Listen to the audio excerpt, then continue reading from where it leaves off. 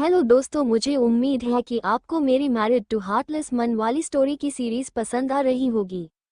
दोस्तों प्लीज अपने channel Audio Sphere को सब्सक्राइब करें और इसका पिछला पार्ट 7 जरूर देखिए, part 8 married to heartless man. लेकिन आने वाले कुछ दिनों तक ध्यान रखिएगा कि राजवीर अपने सीधे हाथ से काम ना करे। डॉक्टर ने हर्षवर्धन को इंस्ट्रक्शन दिए और चला गया। रूही अब भी राजवीर के कमरे में ही खड़ी थी। हर्षवर्धन ने रूही को देखकर कहा, अंडरस्को रूही, अगर मुझे पता चला कि राजवीर की हालत का जिम्मेदार तुम हो तो मेरी डांट खाने के लिए तैयार रहना। रूही कुछ बोलती उससे पहले ही हर्षवर्धन ने हाथ दिखाकर रूही को रोकते हुए कहा, अंडरस्को मैं सब कुछ राजवीर के मुंह से सुनना चाहता हूँ, तुम्हारे मुंह से नहीं। बहुत थक गई हो, जाकर आराम कर लो।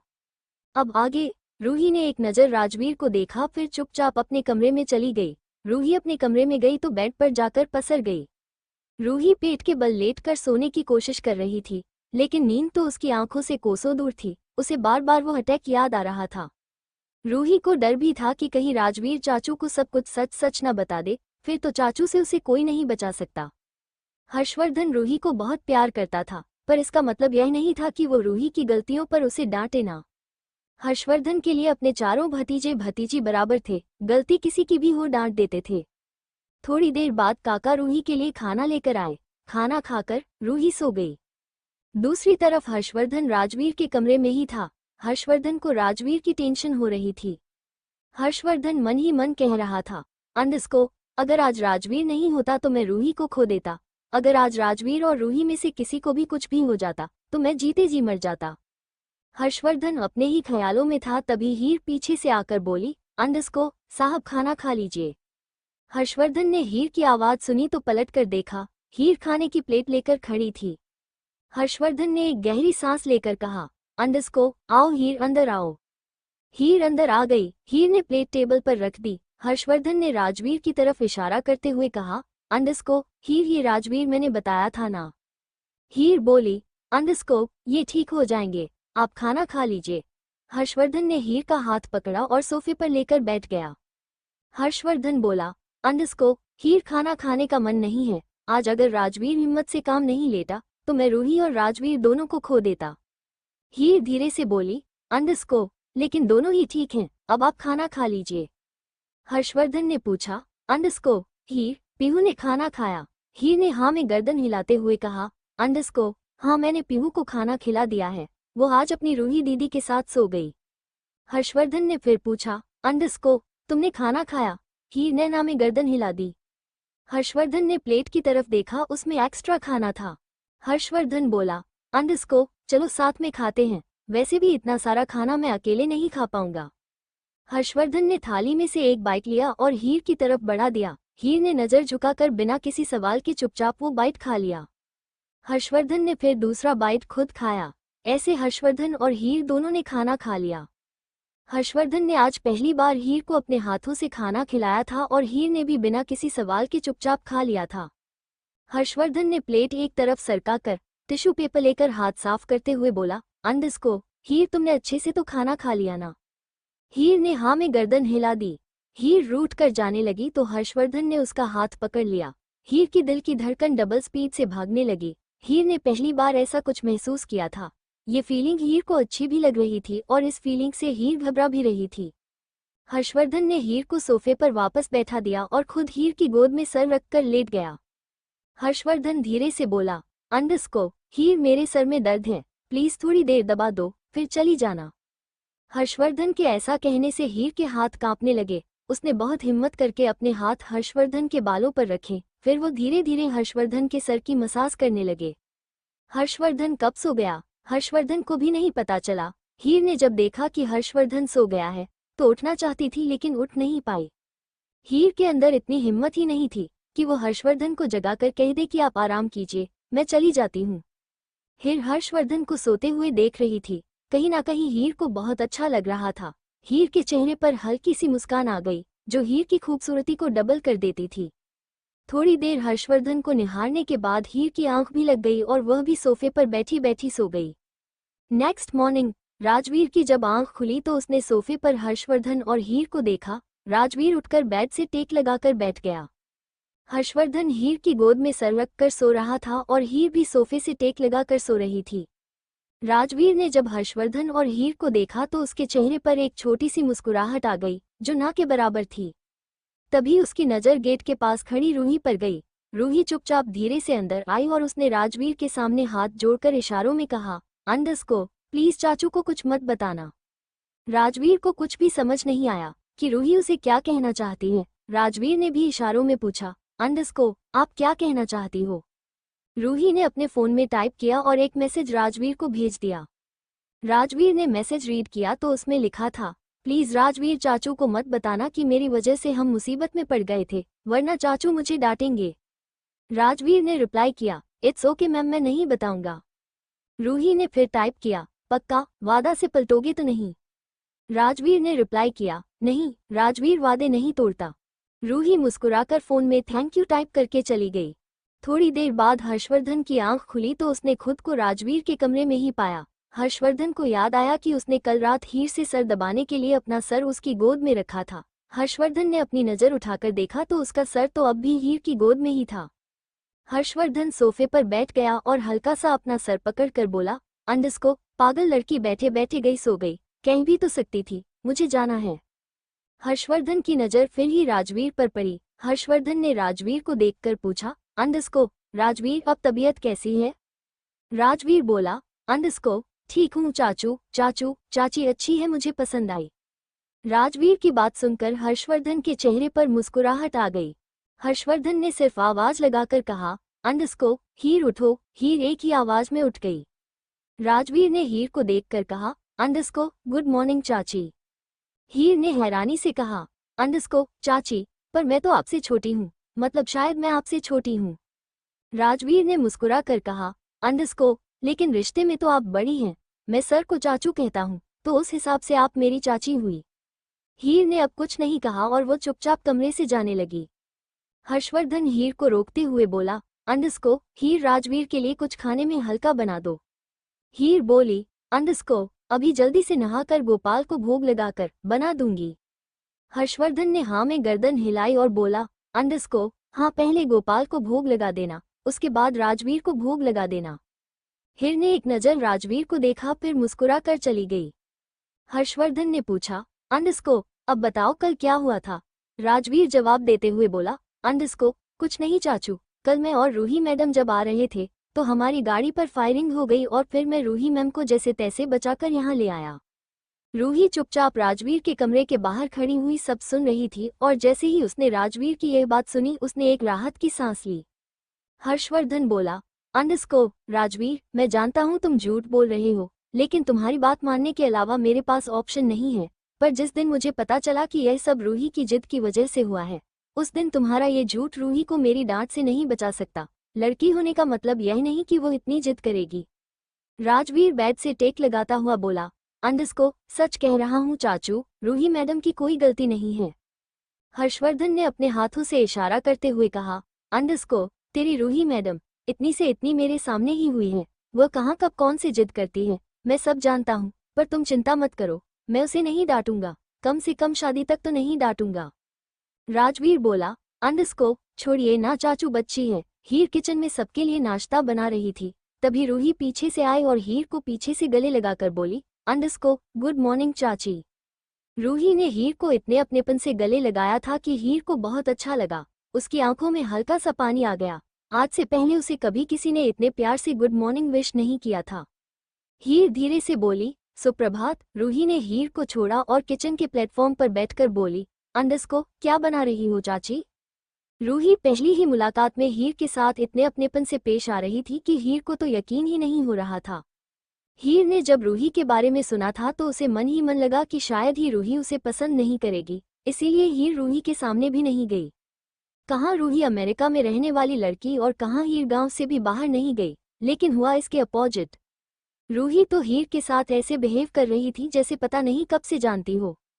हीर तो भूल ही गई थी कि रूही के अंदर भी तो रघुवंशी खानदान का खून है, आखिर वह भी तो दिव्यांश की बहन और हर्षवर्धन की भतीजी है।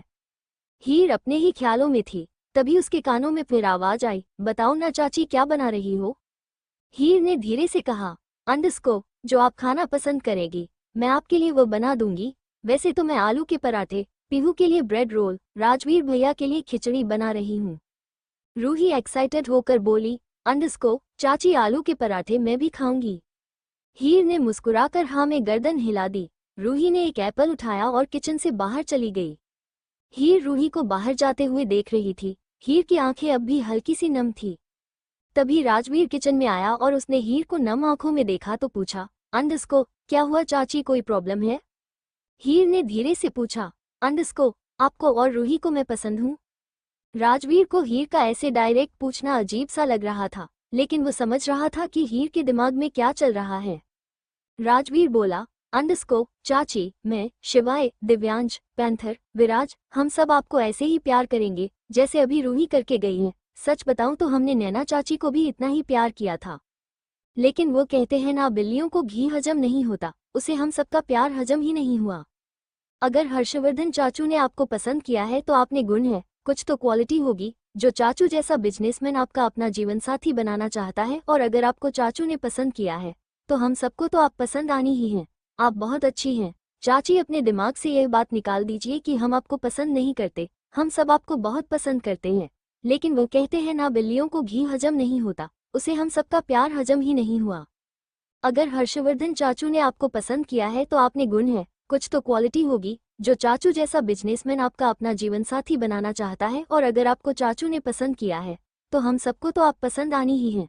आप बहुत अच्छी हैं चाची, अपने दिमाग से यह बात निकाल दीजिए कि हम आपको पसंद नहीं करते, हम सब आपको बहुत पसंद करते हैं। अब आगे हीर राजवीर से सवाल पूछना तो नहीं चाहती थी, लेकिन राजवीर में कुछ तो था कि हीर अपने दिल की बात राजवीर को बता रही। राजवीर को देखकर हीर को अपनापन महसूस हो रहा था। हीर ने हिचकिचाते हुए फिर पूछा, अंडरस्को लेकिन पसंद तो उन्होंने नैना को भी किया था।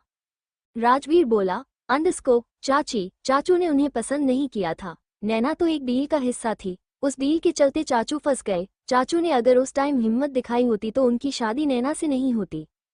हीर ने हिम्मत करते हुए फिर पूछा, अंडरस्को राजवीर भैया, आप मुझे बताएंगे साहब का तलाक क्यों हुआ? राजवीर समझ रहा था कि हीर हर्षवर्धन की लाइफ के जुड़े हुए सारे फैक्ट जानना चाहती है। आखिर हीर का इतना हक तो बनता ही है कि वो हर्षवर्धन की पहली पत्नी के बारे में जान ले। हीर भी कितने ही दिनों से हर्षवर्धन के साथ रह रही थी, उसे भी अब हर्षवर्धन में दिलचस्पी हो गई थी, वह भी हर्षवर्धन के बारे में सब कुछ जानना चाहती थी। अब हीर में इतनी हिम्मत तो थी नहीं कि वह सीधा सीधा जाकर हर्षवर्धन से पूछ ले, उसे राजवीर में एक उम्मीद दिखाई थी, इसलिए वो सारे सवाल राजवीर से कर रही थी। राजवीर कुछ सोचकर बोला, अंडरस्को चाची, आज से करीब 4 साल पहले चाचू लंदन से पढ़ाई खत्म करके इंडिया आए थे।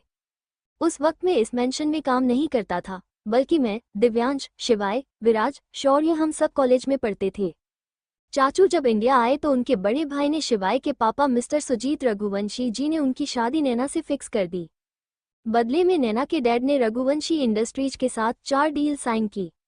नैना ने भी तभी मिस इंडिया का खिताब जीता था, इसीलिए नैना की खूबसूरती देखकर पूरा रघुवंशी परिवार खुश था। उन्हें लगा नैना हर्षवर्धन के साथ खुश रहेगी। हर्षवर्धन सर ने भी अपनी फैमिली की खुशी के लिए नैना से शादी करने का फैसला कर लिया। मिस्टर सुजीत सिंह रघुवंशी जी ने चाचू की शादी बहुत धूमधाम से की थी, 7 पार्टियां की थी चाचू की शादी की, सब बहुत खुश थे। नैना को सबने दिल से अपना लिया था, लेकिन नैना ने किसी को नहीं अपनाया। शादी के 1-2 महीने बाद ही नैना ने फिल्म इंडस्ट्री ज्वाइन करने की डिमांड कर दी।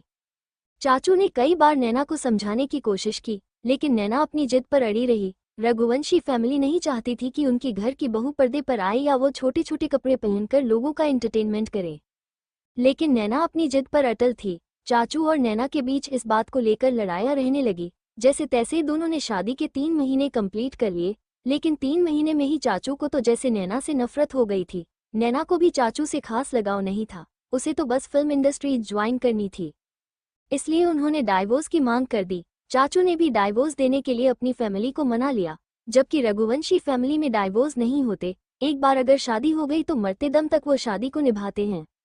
लेकिन शिवाय सर की मॉम, चाचू की बड़ी भाभी यशोदा माँ चाचू को समझती थी। उन्होंने पूरी फैमिली को समझाया कि डाइवोर्स लेने में ही चाचू की भलाई है। डाइवोर्स होने वाला ही था कि नैना को पता चला कि उसे 2 मंथ की प्रेगनेंसी है। नैना ने बच्चे को अबॉर्ट कराने की सोची, लेकिन चाचू का दिल पसीज गया।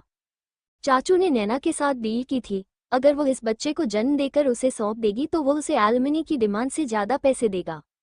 पैसों की कमी तो नैना कपूर के पास भी नहीं थी, लेकिन वो कहते हैं ना चाची कि जितना पैसा आता है लालची इंसान को उतना ही पैसा कम लगता है। पैसों के चक्कर में नैना ने पीहू को जन्म दिया, उसकी कस्टडी चाचू को दे दी। चाचू ने भी मुंह मांगी कीमत नैना को दे दी। तब से पीहू का ख्याल चाचू ही रख रहे हैं। चाचू ने फिर कभी भी दूसरी शादी करने की नहीं सोची। रघुवंशी फैमिली ने उन पर बहुत प्रेशर बनाया, लेकिन उन्होंने शादी के लिए साफ मना कर दिया। उन्होंने कहा कि वो अपनी पीहू के साथ खुश हैं, उन्हें किसी तीसरे की जरूरत नहीं है। लेकिन शायद आपको देखकर चाचू को महसूस हुआ कि आप उनके लिए ही बनी हैं। शायद चाचू जिस लड़की का इंतजार कर रहे थे वो आप ही हो। हीर ने फिर से हिचकते हुए कहा, अंडरस्को, मैं उनके लायक तो नहीं। कहाँ वो विदेश में पढ़ने वाले, उन्हें तो अंग्रेजी भाषा का भी कितना ज्ञान है। जब वो अपने फ़ोन पर अंग्रेजी में बातें करते हैं मुझे तो एक भी शब्द समझ नहीं आता। कहाँ मैं कभी इस गांव से बाहर नहीं गई। गांव के स्कूल में ही 5 तक पढ़ी हूँ। खाना बनाने के अलावा कुछ नहीं आता। पता नहीं उन्होंने मुझ में क्या देखा जो अपना जीवनसाथी बनाने के लिए मुझे पसंद कर लिया। राजवीर बोला, अंडरस्को, चाची आप उस नैना कपूर से कहीं ज़्यादा अच्छी हैं। मैंने ज़्यादा दुनिया नहीं देखी, फिर भी बहुत लोगों को देखा है और मैं अपने अनुभव से कह सकता हूँ कि आप सच में बहुत अच्छी हैं। चाचू की नज़र धोखा नहीं खा सकती। अगर आज चाचू के बड़े भैया भाभी भी जिंदा होते हैं तो वह भी आपसे मिलकर बहुत खुश होते। सच कहता हूँ रघुवंशी परिवार के सारे लोग बहुत अच्छे हैं। अगर आप इन्हें थोड़ा भी प्यार देंगी तो ये पलटकर आपको बहुत सारा प्यार देंगे।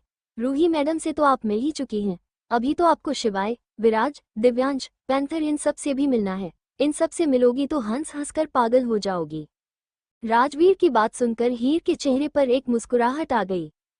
हीर ने फिर से हिम्मत करते हुए पूछा, अंडरस्को, अच्छा आप मुझे एक बात बताएंगे? राजवीर ने हाँ में गर्दन हिलाते हुए कहा, अंडरस्को, पूछो चाची, आपको जो पूछना है मैं बता दूंगा। हीर बोली, अंडरस्को, आपके चाचू को क्या क्या पसंद है? राजवीर के चेहरे पर एक हल्की सी मुस्कुराहट आ गई। वो बोला, अंडरस्को, अब तो जो आपको पसंद होगा वही चाचू को पसंद होगा। हीर के चेहरे पर एक प्यारी सी मुस्कुराहट आई और वो बोली, अंडरस्को, बताइए ना, आपके चाचू को क्या क्या पसंद है? राजवीर बोला, अंडरस्को, चाची, चाचू को इंडियन फूड अच्छा लगता है, वाइट कलर अच्छा लगता है, उम्र से ज़्यादा मैच्योर हैं। मैं उनसे सिर्फ 2 साल छोटा हूँ, फिर भी मुझे बच्चों की तरह ट्रीट करते हैं। मेंशन में काम करने वाला हर आदमी उनके लिए अहम है। चाची चाचू के बारे में जानने के लिए बहुत कुछ है। आप उनके साथ रहेंगी तो उनकी पसंद नापसंद आप कुछ जान जाएंगी। राजवीर हीर से बात करके किचन से बाहर जाने लगा। राजवीर जब किचन से बाहर आया तो उसने देखा हर्षवर्धन किचन के बाहर खड़ा हुआ हीर और राजवीर की बातें सुन रहा था। हर्षवर्धन के चेहरे पर एक मीठी सी मुस्कान थी। हर्षवर्धन को देखकर लग रहा था कि वो धीरे धीरे हीर से प्यार करने लगा है। राजवीर ने हर्षवर्धन की तरफ देखकर आईब्रो चढ़ाते हुए पूछा, अंडरस्को, चाचू आप यहाँ? हर्षवर्धन ने अपना एक हाथ राजवीर के कंधे पर रखते हुए कहा, अंडरस्को, अच्छे से सेट कर दिया ना हीर को, मेरी बुराई तो नहीं की?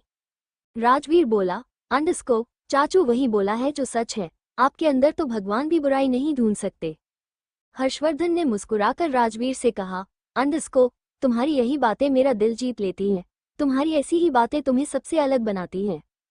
थोड़ी देर बाद हीर ने डाइनिंग टेबल पर नाश्ता लगा दिया। सब नाश्ता करने लगे और सब हीर के खाने की तारीफ ही कर रहे थे, कोई झूठी तारीफ नहीं कर रहा था। नैना के सामने तो हीरो सच में हीरा थी। नैना किसी को पसंद नहीं थी, लेकिन फैमिली के प्रेशर में आकर सब ने नैना को एक्सेप्ट कर लिया था। नाश्ता करने के बाद हर्षवर्धन बोला, अंडरस्को, राजवीर तुम्हारा हाथ कैसा है? राजवीर ने कहा, अंडरस्को, ठीक है चाचू। हर्षवर्धन बोला, अंडरस्को, क्या तुम अपनी चाची और रूही को लेकर शॉपिंग करवा सकते हो? राजवीर ने हाँ में गर्दन हिलाते हुए कहा, अंडरस्को, हाँ चाचू, मैं इनके साथ चला जाऊंगा, आप 2 बॉडीगार्ड और भेज दीजिएगा।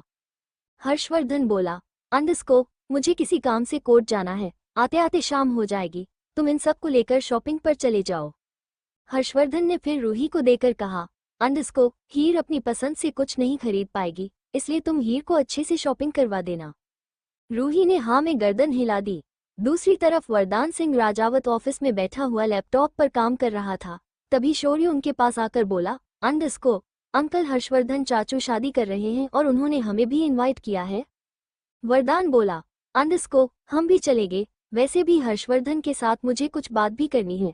कितने दिनों से हर्षवर्धन के साथ मीटिंग करने की सोच रहा हूँ, लेकिन हर बार डिले हो जाती है। इस बार उनकी पुश्तैनी हवेली पर ही मिल लूंगा। शौर्य केबिन से जाने लगा, लेकिन फिर वापस आकर बोला, अंकल अगर आपको बुरा ना लगे तो दृष्टि को साथ में ले चले।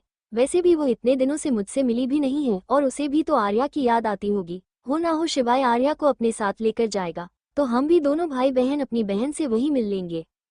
वरदान मुस्कुरा कर बोला, हाँ क्यों नहीं, मैं तो कहता हूँ कि जो उसकी फ्रेंड है, क्या नाम है उसका, पूर्वी को भी साथ में चलते हैं। सब साथ में जाएंगे तो अच्छा लगेगा, हम सब भी एक एक हैप्पी फैमिली की तरह चलेंगे। वरदान की बात सुनकर शौर्य के चेहरे पर मुस्कुराहट आ गई। शौर्य बोला, ठीक है अंकल, मैं आज ही पूर्वी और दृष्टि को आपके घर ले आता हूँ। वरदान ने मुस्कुराकर पलकें झपका दी। शौर्य ने भी वरदान को देखकर एक मीठी सी मुस्कान पास की और केबिन से चला गया। शौर्य सीधा पार्किंग में आया और गाड़ी स्टार्ट करके पूर्वी की फ्लैट की तरफ बढ़ गया। करीब 40 मिनट ड्राइव करने के बाद शौर्य ने गाड़ी पूर्वी की अपार्टमेंट के बाहर रोक दी। थोड़ी ही देर चलने के बाद शौर्य पूर्वी के फ्लैट की गेट की बेल बजाने के लिए बाहर खड़ा था। शौर्य ने जैसे ही बेल बजाने के लिए हाथ उठाया, उससे पहले ही पूर्वी ने गेट खोल दिया। शौर्य ने हंसकर पूछा, क्या बात है पूर्वी, तुम्हें पता था मैं आया हूँ?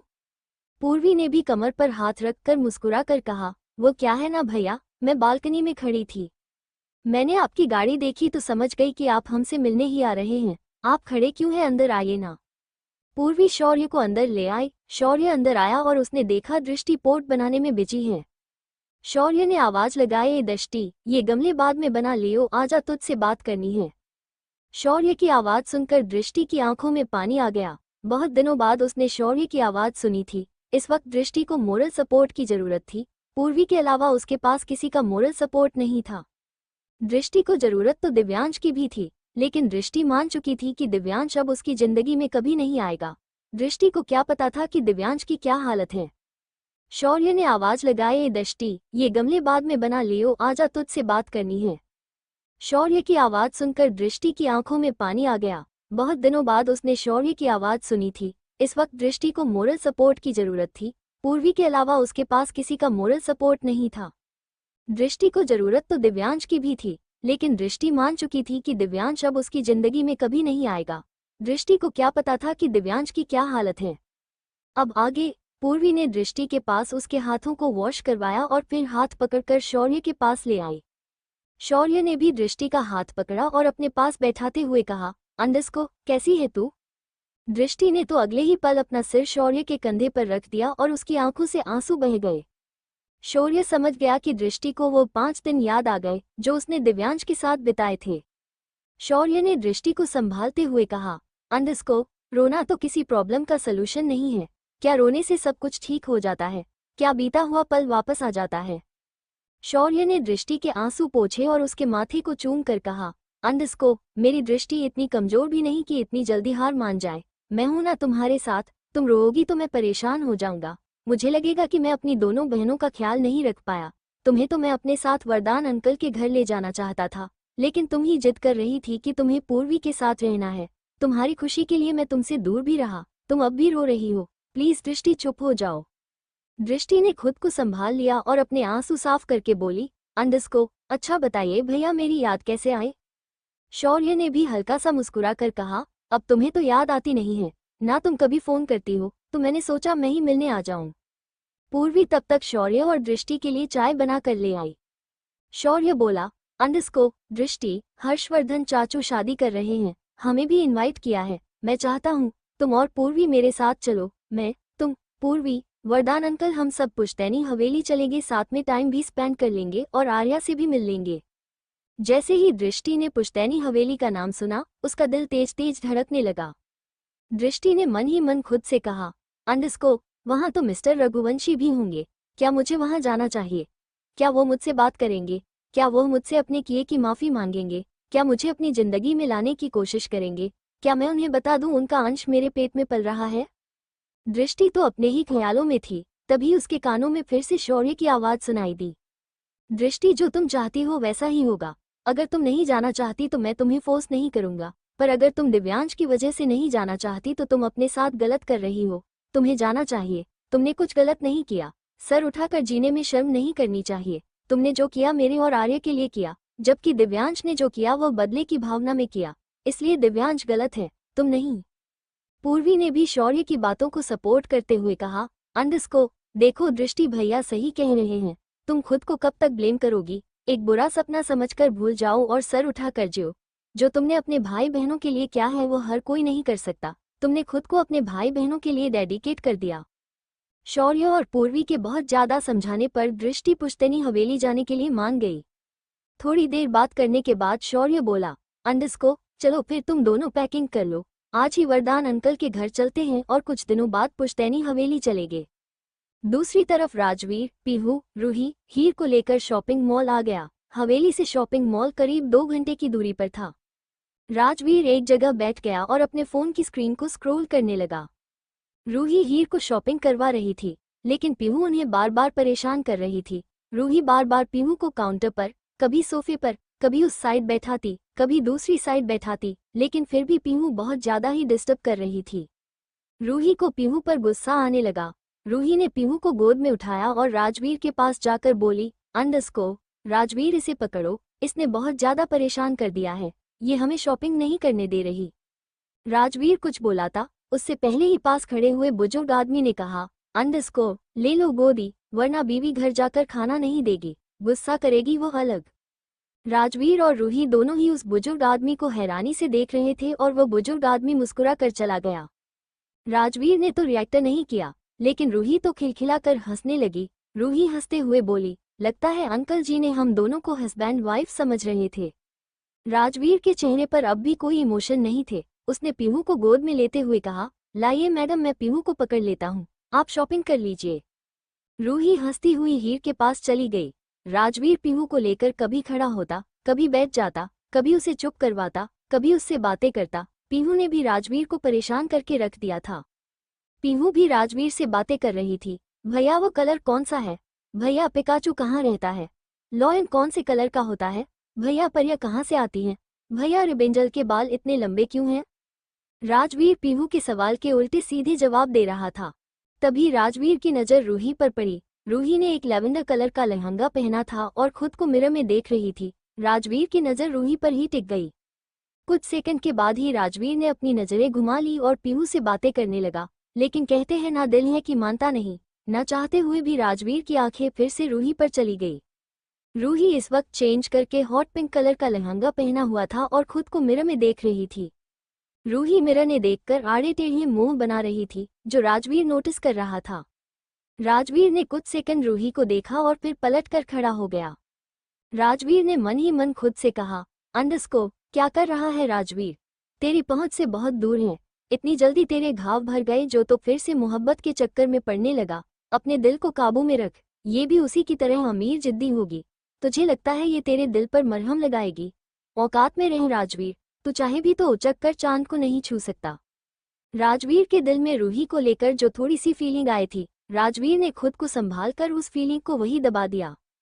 राजवीर खुद पर ही हंसा और फिर से पीयू के साथ बातें करने लगा। तभी उसकी नज़र हर्षवर्धन पर गई। हर्षवर्धन भी बॉडीगार्ड के साथ मॉल में आ रहा था। हर्षवर्धन सीधा राजवीर के पास आया।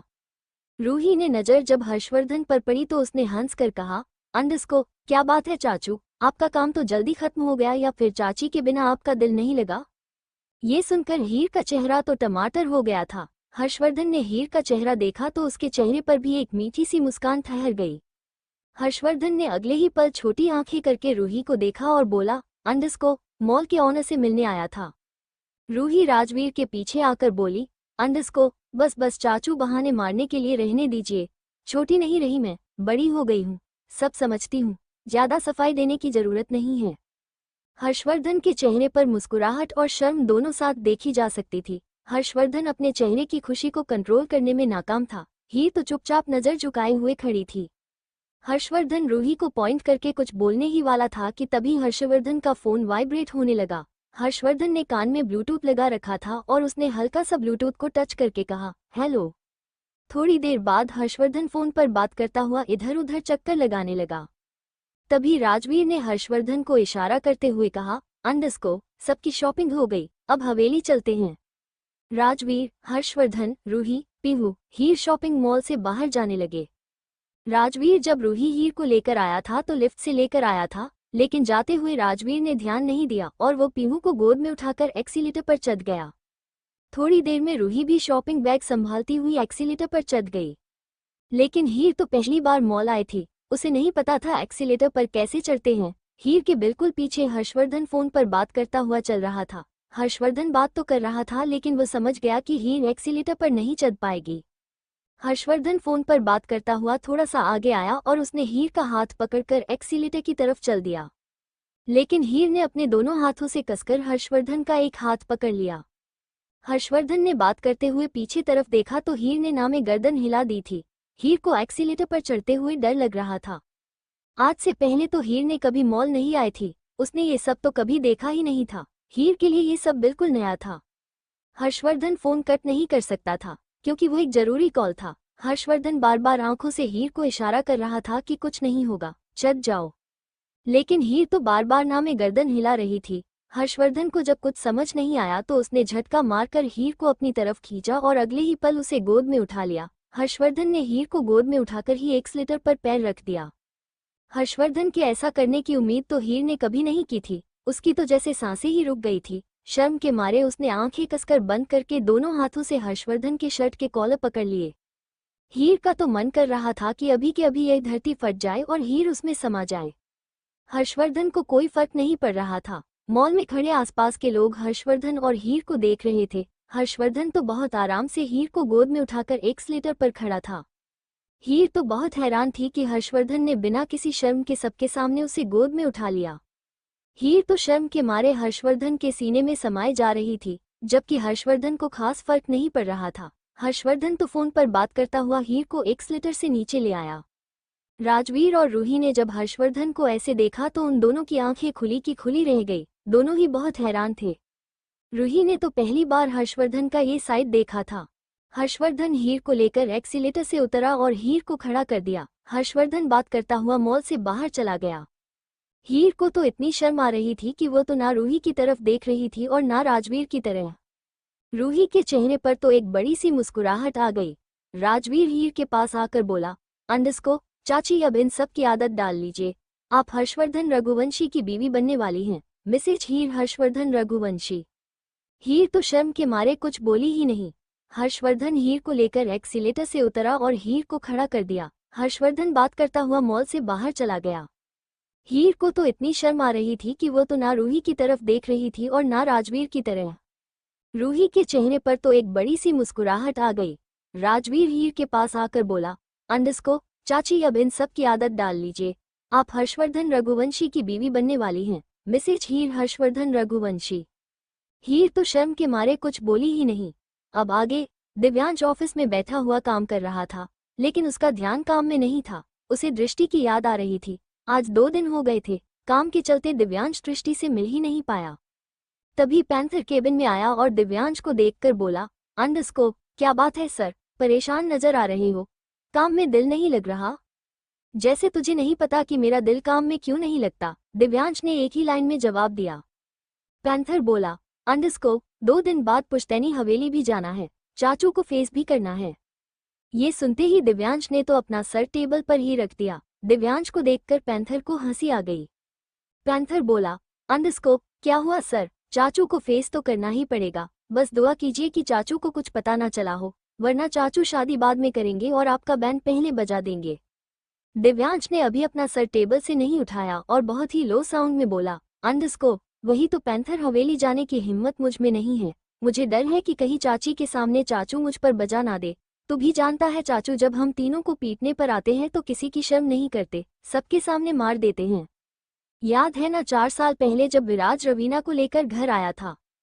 पैंथर ने हंसते हुए कहा, सर विराज 20 साल का था, बच्चा ही था वो तो। दिव्यांश हंसते हुए बोला, अंडस्को उस बच्चे को चाचू ने रवीना के सामने ही पीट दिया। ये भी नहीं सोचा कि रवीना क्या सोचेगी। बेचारा विराज 2 थप्पड़ खाकर भी चुप ही खड़ा रहा। सर लेकिन गलती तो थी ना विराज की, एक तो पहले ही सी ग्रेड से पास हुआ, ऊपर से गर्लफ्रेंड को मिलाने भी ले आया। चाचू ने विराज का रिजल्ट देखा और गुस्से में विराज के बजा दिए, पैंथर हुए बोला। पुरानी बातें याद करके पैंथर और दिव्यांश दोनों ही हंसने लगे। पैंथर ने आज ना जाने कितने महीनों बाद दिव्यांश को खुलकर हंसते हुए देखा था। हो ना हो यह असर प्यार का ही था। दिव्यांश को दृष्टि से प्यार हो गया था और अब उस प्यार को पाने की उम्मीद लगाए खुश होकर जी रहा था। जैसे जैसे दिव्यांश का प्यार गहरा होता जा रहा था, वैसे वैसे दिव्यांश का कॉन्फिडेंस लेवल भी बढ़ता जा रहा था। दिव्यांश को लगने लगा था आज नहीं तो कल वो दृष्टि को अपनी जिंदगी में वापस ले ही आएगा। तभी पैंथर का फोन वाइब्रेट हुआ। पैंथर ने फोन की स्क्रीन को टच किया तो उसकी आंखें बड़ी हो गई।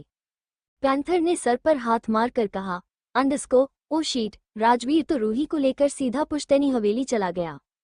दिव्यांश ने ऑलमोस्ट रोने वाला मुंह बनाकर कहा, अगर उसने चाचू को सब कुछ बता दिया फिर तो चाचू मुझे छोड़ेंगे नहीं। पैंथर बोला, अंडस्को, सर आपके साथ साथ शिवाय सर की भी बैंड बज जाएगी, लेकिन मुझे लगता नहीं है राजवीर चाचू को कुछ नहीं बताएगा। दिव्यांश बोला, अंडस्को, बाकी काम बाद में होगा, हवेली चलने की तैयारी करो, बबीता आंटी को भी साथ में लेकर चलते हैं। दूसरी तरफ शिवाय भी टेंशन में हॉल में घूम रहा था। पिछले आधे घंटे से शिवाय घूम रहा था और आर्या शिवाय को देख रही थी। फाइनली आर्या ने इशारों में पूछ लिया, आप इतना परेशान क्यों हैं? शिवाय बोला, अंडस्को, राजवीर रूही को लेकर पुश्तैनी हवेली चला गया, मुझे डर है कि वह मेरी शिकायत ना कर दे। वैसे तो वह करेगा नहीं, लेकिन फिर भी डर लग रहा है। चाचू को पता चल गया तो वो किसी के सामने मारते हुए शर्म नहीं करेंगे। अगर उन्होंने मुझे चाची के सामने मारा तो चाची क्या सोचेगी, कितना बड़ा होकर मार खाता है। थोड़ी देर कुछ सोचकर शिवाय खुद से ही बोला, अंडस्को, मैं अकेला थोड़ी ही मार खाऊंगा, दिव्यांश भी पीटेगा, गलती तो उसने भी की है, बल्कि उसकी गलती ज्यादा है। उसने तो दृष्टि के साथ लिमिट भी क्रॉस कर दी, जबकि मैंने तो छुई मुई को किस भी नहीं किया। शिवाय ने फिर आर्या को देखकर कहा, अंडस्को, चलो छुई मुई पुश्तैनी हवेली चलते हैं, जल्दी से अपना सामान पैक कर लो। पुश्तैनी हवेली पार्किंग में आने के बाद राजवीर ने स्टीयरिंग संभाल ली। हर्षवर्धन राजवीर के बराबर में बैठ गया। रूही, ही, पीहू तीनों ही पीछे बैठ गई। राजवीर की गाड़ी के पीछे हर्षवर्धन के बॉडीगार्ड की गाड़ी थी। हर्षवर्धन अब भी फोन पर कंटिन्यू बात कर रहा था। करीब आधा घंटा ड्राइव करने के बाद हर्षवर्धन ने फोन कट किया और राजवीर से बोला, किसी अच्छे से रेस्टोरेंट पर रोक लो, भूख लग रही। रूही ने हर्षवर्धन को चिढ़ाते हुए कहा, अंडस्को, क्यों चाचू, चाची के हाथ का खाना नहीं खाओगे?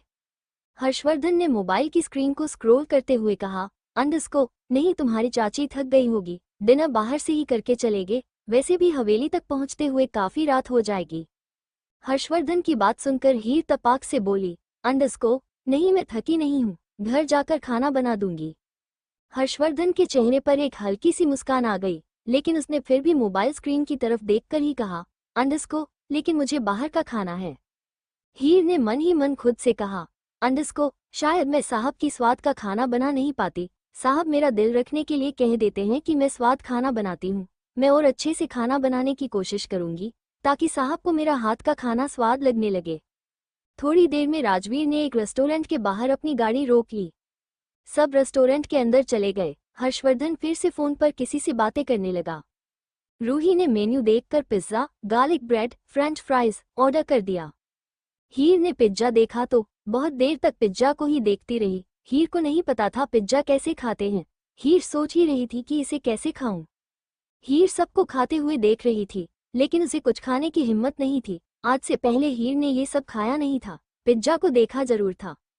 हर्षवर्धन ने जब देखा हीर ने कुछ भी नहीं खाया तो पूछ ही लिया, क्या हुआ, फिर तुम कुछ खा नहीं रही? हीर हर्षवर्धन के सामने क्या बोलती। हीर ने धीरे से कहा, अंडस्को, साहब भूख नहीं है, जबकि भूख तो हीर को भी लग रही थी। पिज्जा खाते हुए उसकी इंसल्ट ना हो जाए इसीलिए उसने बहाना मार दिया। रूही भी कंटिन्यू अपने फोन को ही देख रही थी, उसका ध्यान हर्षवर्धन और हीर पर था ही नहीं। राजवीर भी पीहू को खिलाने में बिजी था, उसने भी हर्षवर्धन और हीर की बात नहीं सुनी। हर्षवर्धन ने पिज्जा का एक स्लाइस उठाया और हीर की तरफ बढ़ाते हुए कहा, अंडस्को, थोड़ा सा खा लो। हीर ने थोड़ा सा खा लिया। हर्षवर्धन ने हीर को देखकर कहा, अंडस्को, ये पूरा पिज्जा तुम्हें ही फिनिश करना है। हीर ने कुछ कहा नहीं। हर्षवर्धन ने अपने हाथों से ही एक एक स्लाइस करके हीर को पिज्जा खिला दिया। आखिरी स्लाइस का एक वाइट खाने के बाद ही हीर ने ना गर्दन हिलाते हुए कहा, अंडस्को, बस साहब और नहीं खा पाऊंगी, पेट भर गया। हर्षवर्धन हीर का झूठा स्लाइस को खुद खाने लगा। हर्षवर्धन हीर का झूठा स्लाइस खाता था, उससे पहले ही हीर ने हर्षवर्धन को रोकते हुए कहा, अंडस्को, साहब इसे मत खाइए, ये तो मेरा झूठा है। हर्षवर्धन ने स्लाइस खाते हुए कहा, अंडस्को, तो क्या हुआ, तुम्हें फ्यूचर में किस भी तो करूंगा। किस सुनते ही राजवीर और रूही के कान खड़े हो गए। हीर ने बहुत मासूमियत से पूछा, अंडस्को, साहब किस क्या होती हैं? ये सुनते ही राजवीर को खांसी हो गई। राजवीर खांसता हुआ पीहू को गोद में लेकर टेबल से उठ गया और अपना पिज्जा उठाकर दूसरी टेबल पर बैठ गया। रूही ने भी अपना सलाइवा गटका और उठकर बोली, अंडस्को, चाचू मैं देख कर आती हूँ, मैंने ड्रिंक भी ऑर्डर की थी, अब तक कोई लेकर नहीं आया। रूही भी जाकर राजवीर के पास बैठ गई। राजवीर रूही भी शर्म के मारे एक दूसरे की तरफ देख नहीं रहे थे। रूही जबरदस्ती अपने फोन में घुसी हुई थी, राजवीर भी इधर उधर देख रहा था। हर्षवर्धन को समझ नहीं आ रहा था वो हीर के सवालों का क्या जवाब दे। इतने में हीर ने फिर पूछा, अंडस्को, बताइए ना साहब। हर्षवर्धन ने हीर की बातों को टालते हुए कहा, अंडस्को, तुमने पिज्जा पहली बार खाया है? हीर ने हाँ में गर्दन हिलाते हुए कहा, अंडस्को, हाँ साहब, पहली बार खाया है, लेकिन मैं जानती हूँ ये पिज्जा है, तान्या दीदी घर पर मंगा कर खाती थी। हर्षवर्धन ने पूछा, अंडस्को, फिर भी तुमने कभी खाया नहीं? हीर ने गर्दन झुकाकर कहा, अंडस्को, साहब तान्या दीदी खाने के लिए नहीं देती थी, कहती थी विधवा ये सब नहीं खाती, अगर खा लेगी तो गोपाल नाराज हो जाएंगे, इसलिए मैंने कभी खाया नहीं। एक बार उनका पिज्जा बच भी गया था, फिर भी उन्होंने मुझे नहीं दिया, कूड़ेदान में डाल दिया। ये बात बताते हुए हीर की आंखों से आंसू गाल पर लुढ़क गया।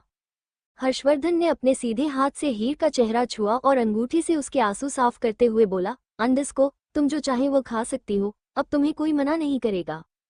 हीर ने सुबकते हुए कहा, अंडस्को, सच साहब मैं कल नाश्ते में डोसा बनाकर खा लूं? हर्षवर्धन ने मुस्कुरा कर कहा, अंडस्को, कल क्यों, मैं तुम्हें अभी खिला देता हूँ। हर्षवर्धन ने अगले ही पल एक डोसा भी ऑर्डर कर दिया। हीर और हर्षवर्धन दोनों ने मिलकर डोसा खाया। हीर बहुत खुश थी कि अब वो कुछ भी खा सकती है। धीरे धीरे वो हर्षवर्धन से बातें भी करने लगी थी। डोसा खाने के बाद हीर ने फिर पूछा, अंडस्को, साहब आपने बताया नहीं, किसका मतलब क्या होता है? हर्षवर्धन कुछ बोलता उससे पहले ही हर्षवर्धन का फोन वाइब्रेट होने लगा। फोन को देखकर हर्षवर्धन ने राहत की सांस ली। हर्षवर्धन ने फोन रिसीव कर लिया और फिर से अपने काम में बिजी हो गया। डिनर करके सब हवेली आ चुके थे। हीर तो अब भी किसी की तरफ देख नहीं रही थी। हर्षवर्धन गाड़ी से उतरकर सीधा स्टडी रूम में चला गया और लैपटॉप पर अपना काम करने लगा। राजवीर ने ड्राइवर से कहकर शॉपिंग बैग हीर के कमरे में रखवा दिए। रूही तो अपने शॉपिंग बैग खुद ही कैरी किए हुए अपने कमरे में चली गई। हीर ने एक नज़र स्टडी रूम की तरफ देखा, फिर अपने कमरे में चली गई। हीर ने सारी शॉपिंग बैग्स खोल खोल कर देखे। आखिर हीर भी तो एक लड़की थी, उसे भी अपनी ड्रेस को लेकर एक्साइटमेंट थी। फिर भी एक एक ड्रेस को लगाकर मिरर में देख रही थी। कमरे में कोई नहीं था, इसलिए हीर खुलकर अपनी ड्रेस को मिरर में देखकर एंजॉय कर रही थी। हीर कभी अपने लहंगे को अपने ऊपर लगाकर घूम कर देखती, कभी मुस्कुराती, कभी दुपट्टे को लेकर हवा में लहराती। हीर खुश थी, आज उसने जिंदगी में पहली बार अपने लिए कुछ खरीदा था। अपनी ड्रेसेस के साथ आधा घंटा बिताने के बाद हीर की नज़र कुछ पैकेट पर गई, जिसे हीर ने अब तक खोलकर नहीं देखा था। हीर ने हर्षवर्धन के लिए भी बहुत सारी शॉपिंग की थी, लेकिन हर्षवर्धन को वो देने की हिम्मत हीर के अंदर नहीं थी। हीर ने उन पैकेट को खोलकर देखा। हीर ने अपनी समझ से हर्षवर्धन के लिए T shirt, trouser, jacket, jeans खरीद लिया था, लेकिन अंदर ही अंदर घबरा भी रही थी कि कहीं हर्षवर्धन को पसंद ना आए तो। अपनी ड्रेसेस के साथ आधा घंटा बिताने के बाद हीर की नज़र कुछ पैकेट पर गई, जिसे हीर ने अब तक खोलकर नहीं देखा था। हीर ने हर्षवर्धन के लिए भी बहुत सारी शॉपिंग की थी, लेकिन हर्षवर्धन को वो देने की हिम्मत हीर के अंदर नहीं थी। हीर ने उन पैकेट को खोलकर देखा। हीर ने अपनी समझ से हर्षवर्धन के लिए T shirt, trouser, jacket, jeans खरीद लिया था, लेकिन अंदर ही अंदर घबरा भी रही थी कि कहीं हर्षवर्धन को पसंद ना आए तो।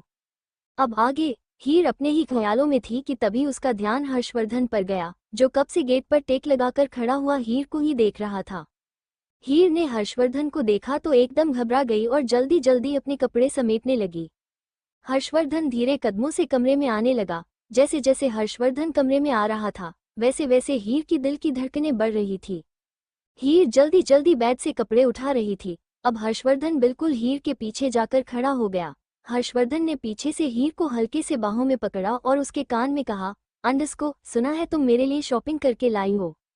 हर्षवर्धन ने आज पहली बार हीर को पीछे से बाहों में भरा था। हीर की तो सांसें ही अटक गई। ऊपर से हर्षवर्धन की ठंडी आवाज हीर से कान में पड़ी, जिसकी वजह से तो हीर के रोंगटे खड़े हो रहे थे। हर्षवर्धन ने अपना चेहरा हीर के बालों में छुपा लिया।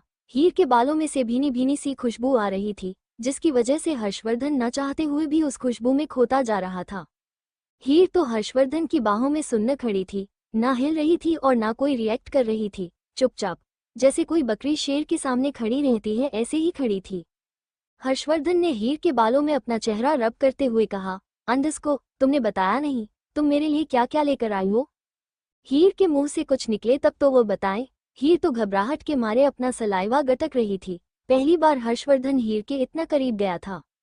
हर्षवर्धन भी हीर की हालत समझ रहा था, लेकिन हर्षवर्धन को हीर को परेशान करने में मजा आ रहा था। हर्षवर्धन के चेहरे पर एक मीठी सी मुस्कान थी।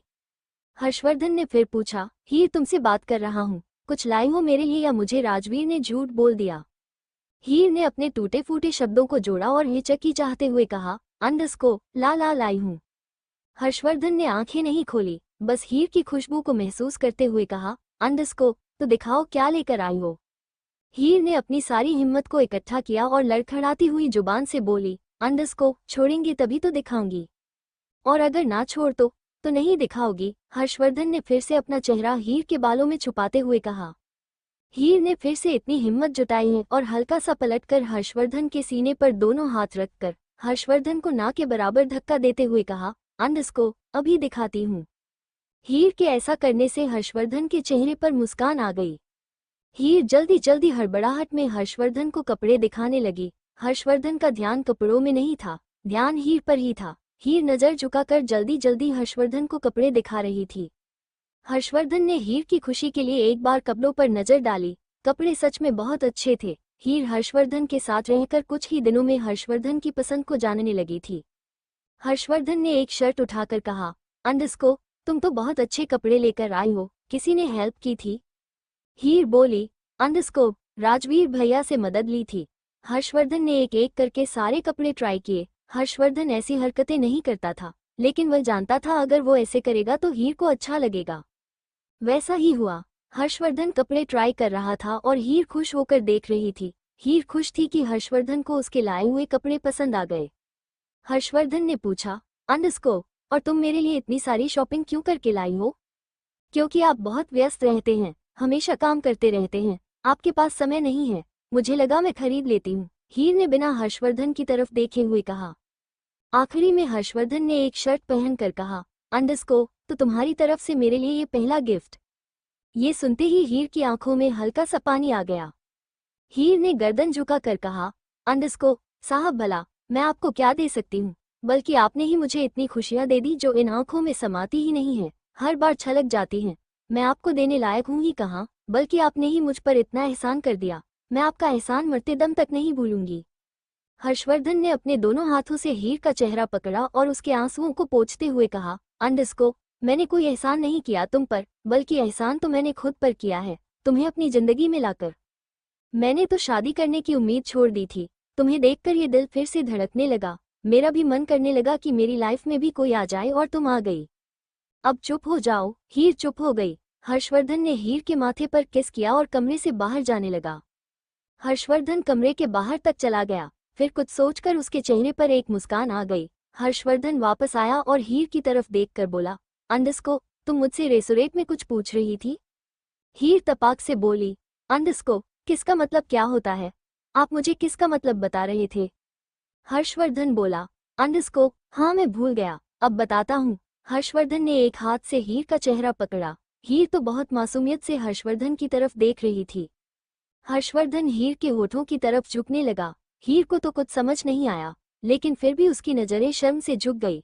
हर्षवर्धन हीर को किस कर पाता उससे पहले ही रूही धनधनाती हुई कमरे में आ गई। रूही अपने मोबाइल में देखते हुई बोली, अंडस्को, चाची देखो मैंने आपके लिए लहंगा ऑर्डर किया है। हर्षवर्धन के कानों में जब रूही की आवाज पड़ी तो उसने आंखें बंद करके गुस्से में अपना सिर हीर के सिर पर मार लिया। हीर ने अपना सिर हल्का सा रगड़ कर कहा, अंडस्को, क्या कर रहे हैं साहब? रूही ने हर्षवर्धन को हीर के इतने करीब देखा तो वो एकदम से बोली, अंडस्को, सॉरी चाचू, मुझे नहीं पता था आप यहाँ हो, सॉरी चाचू, मैं चली जाती हूँ, यू कैरी ऑन। रूही कमरे से जा पाती उससे पहले ही हर्षवर्धन ने गुस्से में उसका हाथ पकड़ लिया और बोला, अंडस्को, जब तुम मूड खराब कर ही चुकी हो तो कर लो अपनी चाची से बात, मैं ही चला जाता हूँ। हीर को ना तो हर्षवर्धन की बात समझ आई और ना ही रूही की। हर्षवर्धन हल्के गुस्से में वहां से चला गया। रूही को हंसी तो बहुत आ रही थी, लेकिन फिलहाल वो हंसना नहीं चाहती थी। रूही इतनी तो समझदार थी कि हीर के सामने अगर वो हंसेगी तो हीर को बुरा लगेगा। इसीलिए रूही ने हीर के सामने अपनी हंसी कंट्रोल कर ली और हीर को फोन में लहंगा दिखाने लगी। हर्षवर्धन स्टडी रूम की तरफ जा रहा था तो रास्ते में उसे राजवीर मिला। राजवीर बोला, अंडस्को, जब से चाची मिली है आपके चेहरे की मुस्कुराहट जाती नहीं है। भगवान करे आपके चेहरे की मुस्कुराहट ऐसे ही बनी रहे। हर्षवर्धन मुस्कुरा कर बोला, अंडस्को, हाँ हीर मेरे लिए कपड़े लेकर आई थी। हीर मुझे कितना समझने लगी है, जानती है कि मेरे पास टाइम नहीं है, इसलिए उसने मेरी भी शॉपिंग कर ली। राजवीर बोला, अंडस्को, चाची ने आपसे कहा कि आपके पास टाइम नहीं है। हर्षवर्धन बोला, अंडस्को, हाँ कह रही थी कि आप बिजी रहते हैं तो मैं आपके लिए भी कपड़े खरीद लाई। राजवीर बोला, अंडस्को, चाचू चाची ने आपको इनडायरेक्टली यह कहा है कि आप उनके लिए वक्त नहीं निकालते, उनके लिए भी टाइम निकालिए। इतना कहकर राजवीर वहां से चला गया। हर्षवर्धन हैरानी से राजवीर को जाते हुए देख रहा था। अगली सुबह रूही जब सोकर उठी तो अंगड़ाई लेकर बालकनी में गई। उसने बालकनी से झांक कर देखा तो राजवीर शर्टलेस होकर डिप्स मार रहा था। रूही की नज़र राजवीर पर हिट की गई। राजवीर की बॉडी काफी अट्रैक्टिव थी। करीब आधा घंटा डिप्स मारने के बाद राजवीर पुशअप करने लगा। राजीव के बदन से पसीना बह रहा था। रूही ने एक अंगड़ाई लेकर खुद से कहा, अंडस्को, क्या बात है, मिस्टर बॉडीगार्ड तो काफी बॉडी बिल्डर हैं, बंदा ठीक ठाक है, बस एक कमी है, मैंने उसके चेहरे पर कभी मुस्कुराहट नहीं देखी। खैर छोड़ो, मुझे क्या, इसे देखने के अलावा भी मेरे पास बहुत सारे काम हैं। रूही राजवीर का ख्याल वहीं झटक कर चली गई।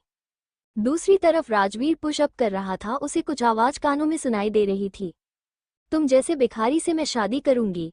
राजवीर, अपनी औकात में रहो, मैं बस तुम्हारे साथ टाइम पास कर रही थी। तुम्हारा घर भी बिक गया तब भी तुम मेरा मेकअप का खर्चा नहीं उठा सकते। उन आवाज की वजह से राजवीर को गुस्सा आ रहा था। राजवीर आंखें बंद किए हुए पुशअप पर पुशअप किए जा रहा था। करीब आधे घंटे बाद हर्षवर्धन गार्डन में टहलता हुआ उसने राजवीर को इतनी मेहनत करते हुए देखा तो गुस्से में बोला, अंडस्को, राजवीर बस करो, अब उठ जाओ।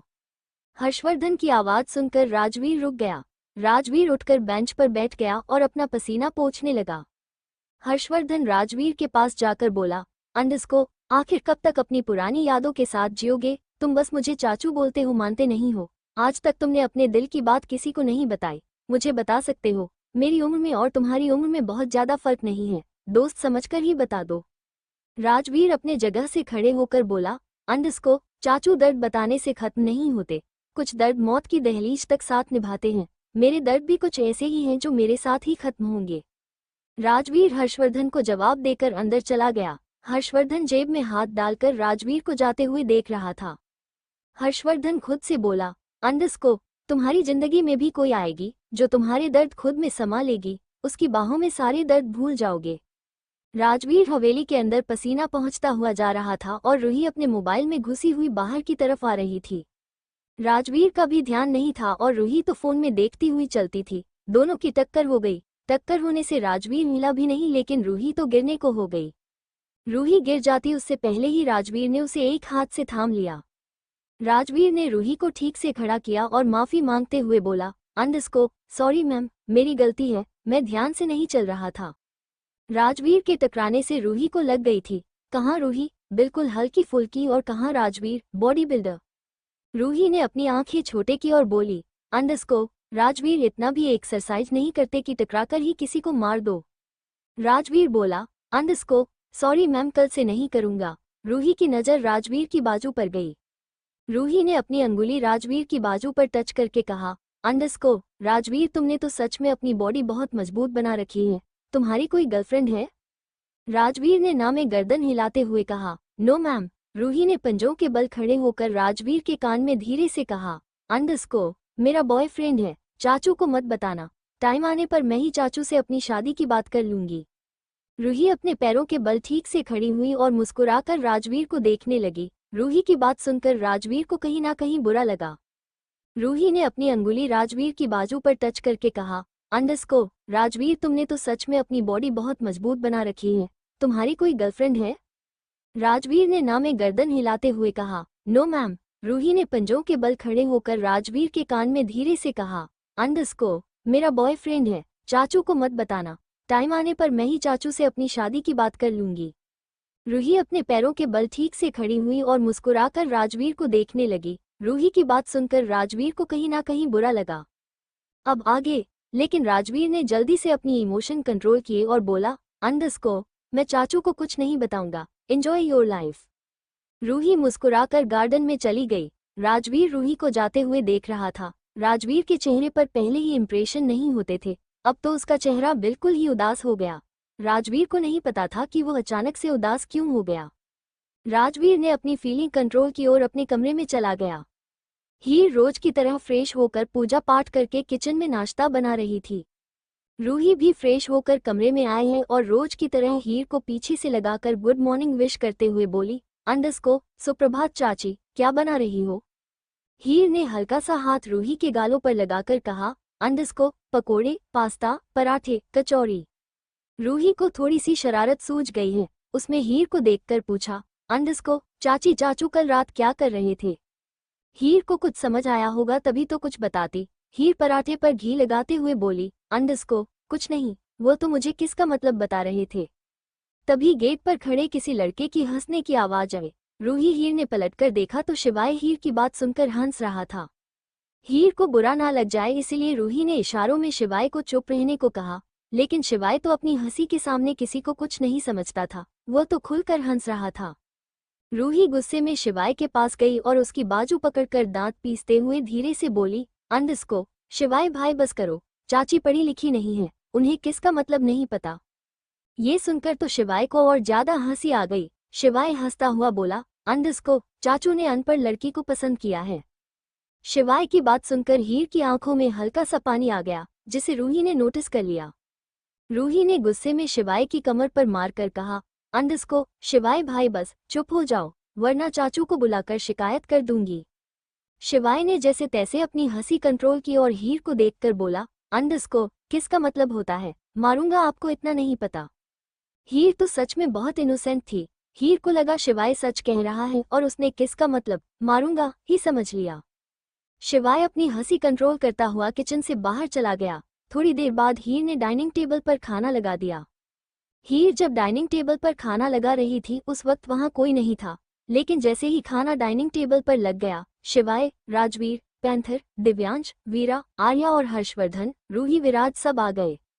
जैसे कोई भूखा ड्रैकुला खून सूंघते हुए आ जाता है, ऐसे ही वो सारे खाने की खुशबू सूंघते हुए डाइनिंग टेबल पर आकर बैठ गए। हीर ने सबको देखा तो हैरान हो गई। हीर को नहीं पता था कि हर्षवर्धन के तीनों भतीजे हवेली आ गए हैं। सब आकर बैठे थे, लेकिन किसी ने खाना शुरू नहीं किया। सब हर्षवर्धन को देख रहे थे। हर्षवर्धन ने अपने दोनों हाथ फैलाकर कहा, अंडरस्को, इतने आज्ञाकारी नहीं हो, मुझे पता है तुम सब कैसे हो, खा लो, मेरी तरफ मत देखो। रिएक्टर तो ऐसे करते हैं जैसे मेरी कितनी इज्जत करते हैं, नालायक कहीं के। ये सुनते ही सबने खाना खाना शुरू कर दिया। सबने बहुत अच्छे से खाना खाया। दिव्यांश से रहा नहीं गया तो उसने बोल ही दिया, अंडरस्को, सिंड्रेला चाची, सच में खाना बहुत टेस्टी था। हीर ने दूसरी बार अपने लिए सिंड्रेला सुना था। हीर को सिंड्रेला की कहानी नहीं पता थी। हीर को तो पीहू ही सिंड्रेला दी कहती थी। आज दिव्यांश ने भी उसे सिंड्रेला चाची कह दिया। हीर दिव्यांश को देखकर बोली, अंडरस्को, धन्यवाद भैया। विराज ने भी खाना खाकर कहा, अंडरस्को, सिंड्रेला चाची, सच में खाना बहुत टेस्टी था। बहुत दिनों बाद इतना टेस्टी खाना खाया है। बड़ी माँ ऐसे खाना बनाती थी। आप बिल्कुल बड़ी माँ जैसा खाना बनाती हो। धीरे धीरे सबने हीर की खाने की तारीफ की और हीर खुश हो गई, लेकिन शिवाय ने कुछ नहीं कहा। शिवाय को देखकर लग रहा था कि उसे हीर में इंटरेस्ट बिल्कुल भी नहीं है। शिवाय तो बस आर्या को ठीक से खाना खिलाने में बिजी था और आर्या भी शिवाय के साथ बैठकर बहुत अच्छे से खाना खा रही थी। खाना खाने के बाद हर्षवर्धन ने सबको हीर से मिलवा दिया। हीर को देखकर सब खुश थे। सबको हर्षवर्धन की पसंद पर नाज हो रहा था।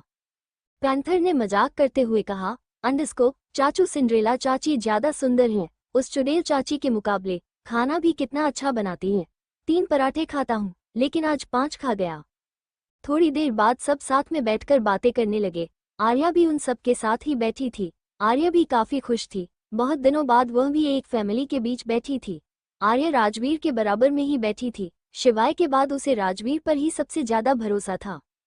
हर्षवर्धन ने नोटिस किया कि शिवाय ने ना तो हीर के बारे में कुछ पूछा और ना हीर को एक बार भी चाची कहा। हर्षवर्धन को लग रहा था कि शिवाय को हीर पसंद नहीं आई, लेकिन हीर तो थी ही ऐसी कि कोई भी पसंद कर ले। हर्षवर्धन शिवाय को जानता था कि शिवाय जल्दी से किसी को पसंद नहीं करता, उसका एटीट्यूड उसे जल्दी से किसी के साथ घुलने मिलने नहीं देता। हर्षवर्धन ने मन ही मन खुद से कहा, अंडस्को, मैं जानता हूँ शिवाय तुम्हें हीर खास पसंद नहीं आई, लेकिन कुछ दिन हीर के साथ रहोगे तो पसंद करने लगोगे। सब बातें कर रहे थे, हंसी मजाक कर रहे थे। थोड़ी देर बाद हर्षवर्धन ने कहा, अंडस्को, तुम सब बहुत थक गए होंगे, जाकर आराम कर लो, लंच पर बात करते हैं। शिवाय सोफे से उठा, उसने आर्य का हाथ पकड़ा और एक कमरे की तरफ जाने लगा। हर्षवर्धन ने हैरानी से शिवाय से पूछा, अंडस्को, ये लड़की है कौन, और क्या ये लड़की तुम्हारे साथ तुम्हारे कमरे में रहेगी?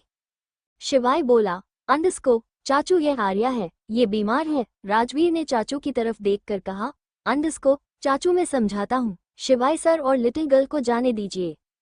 हर्षवर्धन को शिवाय पर यकीन नहीं था, लेकिन राजवीर की बातों को हमेशा अपनी बात से ऊपर रखता था। हर्षवर्धन ने राजवीर की बात मान ली। राजवीर हर्षवर्धन को लेकर गार्डन में चला गया। शिवाय भी आर्या को लेकर कमरे में आ गया। शिवाय ने आर्या को कमरा दिखाया, फिर आर्या के साथ बेड पर बैठकर बातें करने लगा।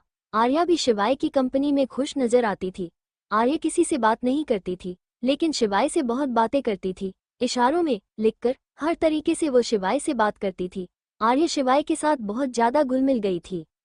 दूसरी तरफ राजवीर ने हर्षवर्धन को अपने जवाब से संतुष्ट कर दिया। बातें करने के बाद हर्षवर्धन ने कहा, अंडस्को, मैंने आज नोटिस किया शिवाय और दिव्यांश एक दूसरे से बातें नहीं कर रहे। क्या उन दोनों के बीच की लड़ाई हुई है? राजवीर सब कुछ जानता था, लेकिन हर्षवर्धन को कुछ भी बताना उसे ठीक नहीं लग रहा था। राजवीर बोला, अंडस्को, सर, दो भाइयों के बीच में कभी कभी मनमुटाव हो जाते हैं। हर्षवर्धन बोला, अंडस्को, मैं जानता हूँ। राजवीर, तुम मुझे कुछ नहीं बताओगे और मैं तुम्हें फोर्स भी नहीं करूंगा। मैं जानता हूँ तुम शिवाय के लिए जान भी दे सकते हो, तो उसकी शिकायत तो मुझसे करोगे नहीं, लेकिन मैं भी शिवाय रघुवंशी का चाचू हूँ। खुद ही पता कर लूंगा कि आखिर शिवाय और दिव्यांश के बीच में क्या चल रहा है। हर्षवर्धन हवेली के अंदर चला गया और राजवीर चुपचाप वहीं खड़ा रहा। वीरा भी विराज की व्हीलचेयर को पीछे से धकेलती हुई हवेली देख रही थी। वीरा बोली, अंडस्को, विराज सर, आपकी हवेली कितनी बड़ी है, आपको तो कितना मन लगता होगा यहाँ।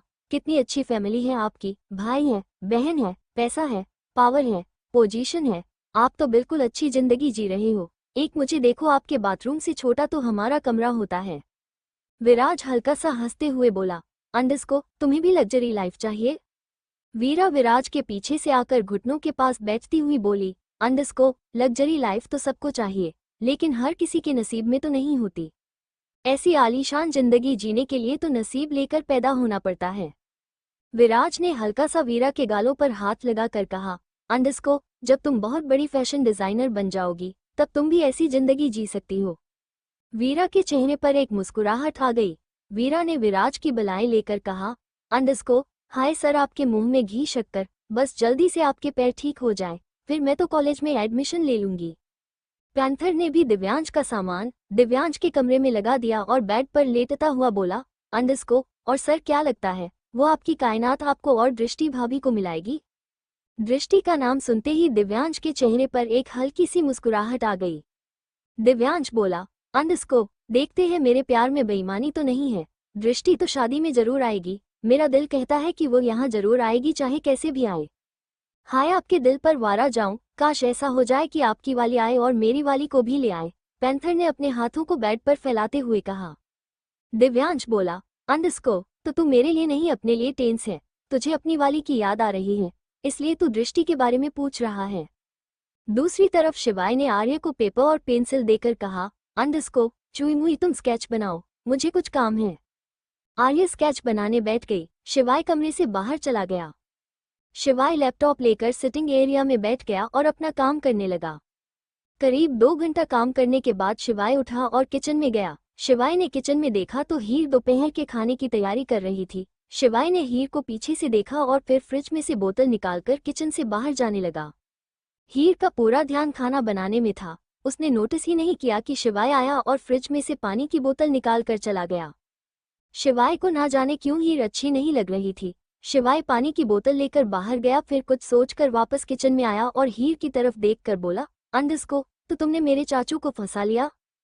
हीर का पूरा ध्यान तो खाना बनाने में था, लेकिन शिवाय की आवाज सुनकर उसने शिवाय की तरफ देखा। हीर की आंखों में पानी आ गया। हीर ने कुछ नहीं कहा, चुपचाप खड़ी रही। उसे समझ नहीं आ रहा था वो शिवाय को क्या जवाब दे। शिवाय ने फिर पूछा, अंडस्को, बताओ ना कैसे फंसाया तुमने मेरे चाचू को, तुम तो पढ़ी लिखी भी नहीं हो, अनपढ़ होकर इतना टैलेंट। हीर अब भी कुछ नहीं बोली, लेकिन हीर की आंखों से आंसू बहने लगे। शिवाय को हीर पर बिल्कुल भी तरस नहीं आ रहा था। उसने फिर से क्वेश्चन करते हुए कहा, अंडस्को, अच्छा तुम्हारे माँ बाप कहाँ हैं? ये सब तुम्हें तुम्हारे माँ बाप ने सिखाया है? तुम्हें नहीं लगता कि तुम मेरे चाचू के लायक नहीं हो? मतलब तुम खुद को देखो, तुम एक अनपढ़ लड़की हो, चाचू को 4 लैंग्वेज आती हैं, तुम गांव से बाहर नहीं गई, चाचू वर्ल्ड घूम चुके हैं। शिवाय ने फिर पूछा, अंडस्को, बताओ ना कैसे फंसाया तुमने मेरे चाचू को, तुम तो पढ़ी लिखी भी नहीं हो, अनपढ़ होकर इतना टैलेंट। हीर अब भी कुछ नहीं बोली, लेकिन हीर की आंखों से आंसू बहने लगे। शिवाय को हीर पर बिल्कुल भी तरस नहीं आ रहा था। उसने फिर से क्वेश्चन करते हुए कहा, अंडस्को, अच्छा तुम्हारे माँ बाप कहाँ हैं? ये सब तुम्हें तुम्हारे माँ बाप ने सिखाया है? तुम्हें नहीं लगता कि तुम मेरे चाचू के लायक नहीं हो? मतलब तुम खुद को देखो, तुम एक अनपढ़ लड़की हो, चाचू को 4 लैंग्वेज आती हैं, तुम गांव से बाहर नहीं गई, चाचू वर्ल्ड घूम चुके हैं। अब आगे खुद को देखो, बहुत ज्यादा खूबसूरत भी नहीं हो, तुमसे ज्यादा खूबसूरत लड़कियां चाचू के पीछे घूमती हैं। कमाल कर दिया तुमने, 4 महीने में तुम चौधरी खानदान से उठकर रघुवंशी खानदान में आ गई। नौकरानी बनने की औकात भी नहीं है तुम्हारी और तुम इस घर की मालकिन बनने चली हो। हीर तो बस आंखों में आंसू लिए हुए शिवाय की कड़वी बातें सुन रही थी। शिवाय आगे बोला, अंडस्को, तुम्हें पता है रघुवंशी खानदान में एंट्री लेने के लिए कितनी मेहनत करनी पड़ती है? ऑफकोर्स तुमने भी की होगी। मेरे चाचू काइंड हार्ट है और तुमने उन्हें अपने आंसुओं से फंसा दिया होगा। मैं तुम्हें एक ऑफर देता हूँ, तुम चाचू को छोड़ दो, मैं तुम्हें मुंहमांगी कीमत दूंगा। तुम खुद ही सोचो, तुम कहीं से भी चाचू के लायक नहीं हो, तुमसे शादी करके चाचू की जिंदगी खराब हो जाएगी, इसलिए कह रहा हूँ, चुपचाप यहाँ से चली जाओ, तुम्हें जितने पैसे चाहिए मैं दे दूंगा। हीर अब भी कुछ नहीं बोली। वो शिवाय से क्या ही बोलती, लेकिन उसने कभी यह नहीं सोचा था कि शिवाय उसे ऐसे बातें करेगा। तभी किचन में बबीता आंटी आई। बबीता को देखकर शिवाय किचन से चला गया और हीर ने भी जल्दी से अपने आंसू साफ करके खाना बनाने लगी। हीर से खाना बनाया नहीं जा रहा था, उसके कानों में बार बार शिवाय की आवाज गूंज रही थी, लेकिन फिर भी हीर ने जैसे तैसे करके दोपहर का खाना बना दिया। हीर ने बबीता आंटी को देखकर कहा, अंडस्को, क्या आप सबको खाना खिला देंगी? बबीता ने हाँ में गर्दन हिला दी। हीर अपने कमरे में चली गई। हीर अपने कमरे में जाकर रोने लगी। शिवाय ने हीर को इतने कड़वे शब्द कहे थे कि हीर का रोना लाजमी था। उसने तो खुद को जैसे तैसे कंट्रोल करके खाना बनाया था। सबने दोपहर का खाना खा लिया, लेकिन हर्षवर्धन ने काम के चलते खाना नहीं खाया। हीर भी अपने कमरे में रो रही थी, उसने भी खाना नहीं खाया। करीब शाम के 5 बजे हर्षवर्धन ने हीर को आवाज लगाना शुरू किया। हीर अब काफी हद तक अपने आप को संभाल चुकी थी। हर्षवर्धन की आवाज सुनकर हीर हर्षवर्धन के पास आकर बोली, अंडस्को, आप मुझे बुला रहे थे साहब? हर्षवर्धन ने हीर की तरफ नहीं देखा और बोला, अंडस्को, मेरे लिए 1 कप चाय बना दो। हीर किचन में गई और हर्षवर्धन के लिए चाय बनाने लगी। चाय बनाकर हीर हर्षवर्धन के पास गई। हर्षवर्धन अपने कमरे की बालकनी में पड़े सोफे पर बैठा हुआ लैपटॉप पर कुछ काम कर रहा था। हीर ने चाय हर्षवर्धन के सामने रखी हुई टेबल पर रख दी। हर्षवर्धन अपनी उंगलियां लैपटॉप पर ही चला रहा था। हीर थोड़ी हिम्मत करते हुए बोली, अंडस्को, साहब मुझे आपसे शादी नहीं करनी। हीर के ये शब्द जब हर्षवर्धन के कानों में पड़े तो उसने हैरानी से हीर को देखा। हीर तो चुपचाप सर झुकाए खड़ी थी। हर्षवर्धन ने हीर की बात को इग्नोर करते हुए कहा, किसी ने कुछ कहा है तुम्हें? नहीं साहब, किसी ने कुछ नहीं कहा, हीर एक ही लाइन में जवाब देते हुए बोली। हर्षवर्धन ने फिर से अपनी नजरें लैपटॉप पर गाड़ा ली। हर्षवर्धन बोला, अंडस्को, और अगर मुझसे शादी नहीं करोगी तो कहाँ जाओगी? वापस चौधरी साहब के घर, हीर हिम्मत करते हुए बोली। हर्षवर्धन ने हीर की तरफ नहीं देखा और बोला, अंडस्को, तुम उस नर्क में वापस जाना चाहती हो, लेकिन मुझसे शादी नहीं करना चाहती। वैसे तुम मुझसे शादी क्यों नहीं करना चाहती? हर्षवर्धन इतना तो समझ गया था कि हीर को किसी ने कुछ कहा है। ये बातें हीर की दिमाग में पनप नहीं सकती। हर्षवर्धन हीर को बातों में घुमाकर जानना चाहता था कि उसे किसने क्या कहा है। हीर चुपचाप खड़ी रही। हर्षवर्धन ने फिर पूछा, अंडस्को, बताओ मुझे क्यों नहीं करना चाहती तुम ये शादी?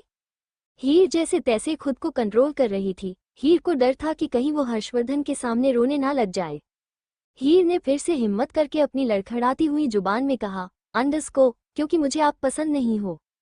हर्षवर्धन ने फिर से अपनी गर्दन उठाकर हीर को देखा और उसके चेहरे पर एक मुस्कुराहट आ गई, एक मीठी सी मुस्कुराहट। उस मुस्कुराहट में साफ दिख था कि उसे हीर की बातों पर विश्वास नहीं है।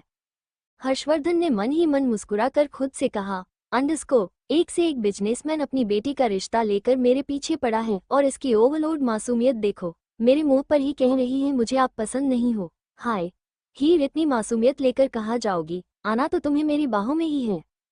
हर्षवर्धन बोला, अंडरस्को, जब तुम्हें मैं पसंद ही नहीं हूं तो नहीं करते ये शादी। वैसे मेरी बड़ी भाभी कहा करती थी मैं बहुत स्मार्ट हूं, पर शायद तुम्हें पसंद नहीं आया। कोई बात नहीं, तुम मुझसे शादी नहीं करना चाहती तो मैं तुम्हारे साथ जबरदस्ती नहीं करूंगा, लेकिन मैं शादी पर बहुत खर्चा कर चुका हूँ। मैंने बहुत सारी डाउन पेमेंट कर दी है, तुम्हें भी कितनी सारी शॉपिंग करवा दी, मेरे खर्चे का क्या वो कैसे चुकता होगा। हीर के पास हर्षवर्धन के सवालों का जवाब नहीं था। हीर चुपचाप खड़ी रही। हर्षवर्धन फिर बोला, अंडरस्को, अब बताओ तो मेरा खर्चा कैसे कवर होगा, मेरा तो नुकसान हो गया। हीर हिम्मत करते हुए बोली, अंडरस्को साहब, अगर मैं आपके घर में सारा काम बिना तनख्वाह लिए करूं तो क्या आपके नुकसान की भरपाई हो जाएगी। हीर की बात पर हर्षवर्धन को बहुत प्यार आ रहा था, लेकिन फिलहाल हर्षवर्धन जानना चाहता था कि हीर को किसने गलत बोला है। हर्षवर्धन बोला, अंडरस्को, हाँ, अगर तुम सारा काम करोगी तो 10 साल में सारा नुकसान की भरपाई हो जाएगी, पर तुम सारा काम कर लोगी, तुमसे हो जाएगा इतनी बड़ी हवेली का काम। हीर तपाक से बोली, अंडरस्को, हाँ साहब, मैं कर लूंगी सारा काम, फिर आपका नुकसान की भरपाई तो हो जाएगी ना। हाँ हो जाएगी, अब तुम जाओ रात के खाने की तैयारी कर लो। हीर अपने आंसुओं को कंट्रोल करती हुई हर्षवर्धन के पास से चली गई। हीर इस बात से अनजान थी कि शिवाय हर्षवर्धन और हीर दोनों की बात सुन रहा था। शिवाय के दिल ने शिवाय को घूर कर देखा और बोला, अंडरस्को, कितने इनोसेंट है हीर, और एक तुम हो जो उसे इतना कड़वा बोल रहे थे। मुझे तो समझ नहीं आता इस कहानी में तुम कर क्या रहे हो। सबसे ज्यादा हार्ड हार्टेड तुम ही हो, किसी का दिल दुखाते हुए तुम्हें बिल्कुल भी तरस नहीं आता। शिवाय के दिल ने शिवाय को जी भर कर डांटा। शिवाय भी चुपचाप अपने कमरे में आ गया। हीर हर्षवर्धन की बात सुनकर शिवाय को लगने लगा था कि शायद वो गलत है, हीर सच में इनोसेंट है। हीर ने काफी हद तक अपने आप को संभाल लिया था और हर्षवर्धन की बातों पर यकीन भी कर दिया था। उसने मान लिया था कि अब उसकी और हर्षवर्धन की कभी शादी नहीं होगी। हीर तो रात का खाना बनाने के लिए किचन में काम कर रही थी। रात को सब डाइनिंग टेबल पर बैठे थे। हीर खड़ी होकर सबको खाना सर्व कर रही थी। हीर घूमकर जब दिव्यांश के पास गई तो दिव्यांश बोला, अंडरस्को, चाची हम खुद खा लेंगे, आप भी बैठकर खा लो। हीर ने दिव्यांश की बातों को इग्नोर कर दिया और घूमकर हर्षवर्धन को खाना सर्व करने लगी। विराज ने भी दिव्यांश की बातों को सपोर्ट करते हुए कहा, अंडरस्को, सिंड्रेला चाची हम खा लेंगे, आप भी हमारे साथ बैठकर खाना खा लो। आप भी पूरा दिन खाना बनाने में बिजी रहती हो, आप भी थक गई होगी। चाची वैसे भी परसों आपकी और चाचू की सगाई है, आपको तो रेस्ट करना चाहिए। हीर ने अभी कुछ नहीं कहा। वो चुपचाप हर्षवर्धन के बराबर में खड़ी रही, किसी को देख नहीं रही थी, अपने इमोशंस कंट्रोल करने की कोशिश कर रही थी और काफी हद तक अपने इमोशन को कंट्रोल कर भी रही थी। पैंथर कुछ बोलने वाला था, लेकिन उससे पहले ही हर्षवर्धन ने पैंथर को हाथ दिखाकर रोकते हुए कहा, अंडरस्को, मेरी और हीर की शादी नहीं होगी। हर्षवर्धन की बात सुनकर सबके हाथ रुक गए। शिवाय हर्षवर्धन की तरफ नहीं देख रहा था, वो खाली चम्मच बाउल में घुमा रहा था। राजवीर ने पूछा, अंडरस्को, अचानक क्या हो गया चाचू? आप तो शादी के लिए एक्साइटेड थे ना? आपने तो कितनी सारी बुकिंग भी कर ली, सारे मेहमानों को इनविटेशन कार्ड भी भेज दिया, अब आप कह रहे हो कि आपको हीर चाची से शादी नहीं करनी। हर्षवर्धन ने हीर की तरफ देखा जो नजर झुकाए खड़ी थी। हर्षवर्धन फिर बोला, अंडरस्को, मुझे तो करनी है हीर से शादी, लेकिन हीर को मुझसे शादी नहीं करनी। दिव्यांश कुछ बोलता उससे पहले ही हर्षवर्धन ने कहा, अब इस बारे में कोई बात नहीं होगी, डिनर करो और अपने अपने कमरे में चले जाओ। अपने गुस्से से मजबूर दिव्यांश डाइनिंग टेबल से उठ गया और एक चम्मच लेकर टेबल पर मारते हुए बोला, अंडरस्को, चाचू आप सिंड्रेला चाची के साथ ऐसा नहीं कर सकते। अगर आपने उन्हें शादी करने की उम्मीद दी है तो आपको इनसे शादी करनी चाहिए, और अगर आप उनसे शादी नहीं करेंगे तो मैं अभी यहाँ से चला जाऊंगा। हर्षवर्धन की बातों से विराज, राजवीर, पैंथर भी हट हो गए। राजवीर ने बात को संभालते हुए कहा, अंडरस्को, दिव्यांश प्लीज तुम शांत हो जाओ, कोई ना कोई रीजन होगा। राजवीर ने फिर हर्षवर्धन की तरफ देखकर कहा, अंडरस्को, चाचू प्लीज बताइए, आप और सिंड्रेला चाची शादी क्यों नहीं करना चाहते? सुबह तक तो सब कुछ ठीक था, अचानक क्या हो गया, आपका मन कैसे बदल गया? हर्षवर्धन आराम से बोला, अंडरस्को, कहाँ हीर कहाँ मैं दुनिया घुमा हूँ, ये गांव से बाहर नहीं निकली, मुझे 4 लैंग्वेज आती है, हीर को तो हिंदी के सिवा कुछ नहीं आता, मेरे पीछे एक से एक लड़की पागल है, हीर तो मेरी तरफ देखती भी नहीं, हीर मेरे लायक नहीं है, ये सब बातें हीर को किसी ने कही हैं, इसलिए हीर ने मुझसे शादी करने के लिए मना कर दिया। हीर ने अनपढ़ होकर मुझे फंसा लिया और मैं इतना सीधा साधा हूँ कि हीर के फंसाने से फंस भी गया। तुम सबको पता है हीर को बहुत अच्छे भजन आते हैं। सुबह मेरी आंख हीर के भजन सुनकर ही खुलती है। हीर भगवान में बहुत श्रद्धा रखती है, बिल्कुल यशोदा भाभी की जैसी। फिर भी हीर ने अपने दिमाग से प्लानिंग की और चौधरी निवास से निकलकर रघुवंशी हवेली आ गई। हर्षवर्धन की बात सुनकर शिवाय को बुरा लग रहा था। शिवाय की हिम्मत हर्षवर्धन की तरफ देखने की नहीं थी, जबकि हर्षवर्धन गुस्से में बस शिवाय को ही देख रहा था। हर्षवर्धन जान चुका था कि शिवाय के अलावा हीर को कोई कुछ नहीं कह सकता। मैं करना चाहता हूँ हीर से शादी, पर तुम्हारी चाची ही नहीं करना चाहती तो मैं क्या कर सकता हूँ? तो ये सारे सवाल हीर से पूछो, मुझसे नहीं। हर्षवर्धन एक्सप्लेन कर चुका था। सब हीर की तरफ देखने लगे। हीर की आंखों में हल्का सा पानी आ गया। हीर कुछ नहीं बोली, चुपचाप खड़ी रही। उसके पास किसी के सवालों का कोई जवाब नहीं था। वो सबसे क्या कहती कि शिवाय नहीं चाहता कि वो हर्षवर्धन से शादी करे, इसीलिए चुपचाप सबकी सवाल भरी नजरों को सह रही थी। हीर को चुप देखकर दिव्यांश फिर बोला, अंडस्को चाची, आप अपने माँ बाप के पास वापस जाना चाहती हो? अब तो हीर की आंखों में ठहरा पानी बह गया। हर्षवर्धन शिवाय की तरफ देखकर बोला, अंडस्को हीर के पेरेंट्स नहीं है। हीर छोटी थी तभी उसके माँ बाप की डेथ हो गई। सब हीर की तरफ देखने लगे। हीर की आंखों में हल्का सा पानी आ गया। हीर कुछ नहीं बोली, चुपचाप खड़ी रही। उसके पास किसी के सवालों का कोई जवाब नहीं था। वो सबसे क्या कहती कि शिवाय नहीं चाहता कि वो हर्षवर्धन से शादी करे, इसीलिए चुपचाप सबकी सवाल भरी नजरों को सह रही थी। हीर को चुप देखकर दिव्यांश फिर बोला, अंडस्को चाची, आप अपने माँ बाप के पास वापस जाना चाहती हो? अब तो हीर की आंखों में ठहरा पानी बह गया। हर्षवर्धन शिवाय की तरफ देखकर बोला, अंडस्को हीर के पेरेंट्स नहीं है। हीर छोटी थी तभी उसके माँ बाप की डेथ हो गई। अब आगे ये सुनकर शिवाय, जो पहले ही गिल्ट में था और ज्यादा गिल्ट से भर गया।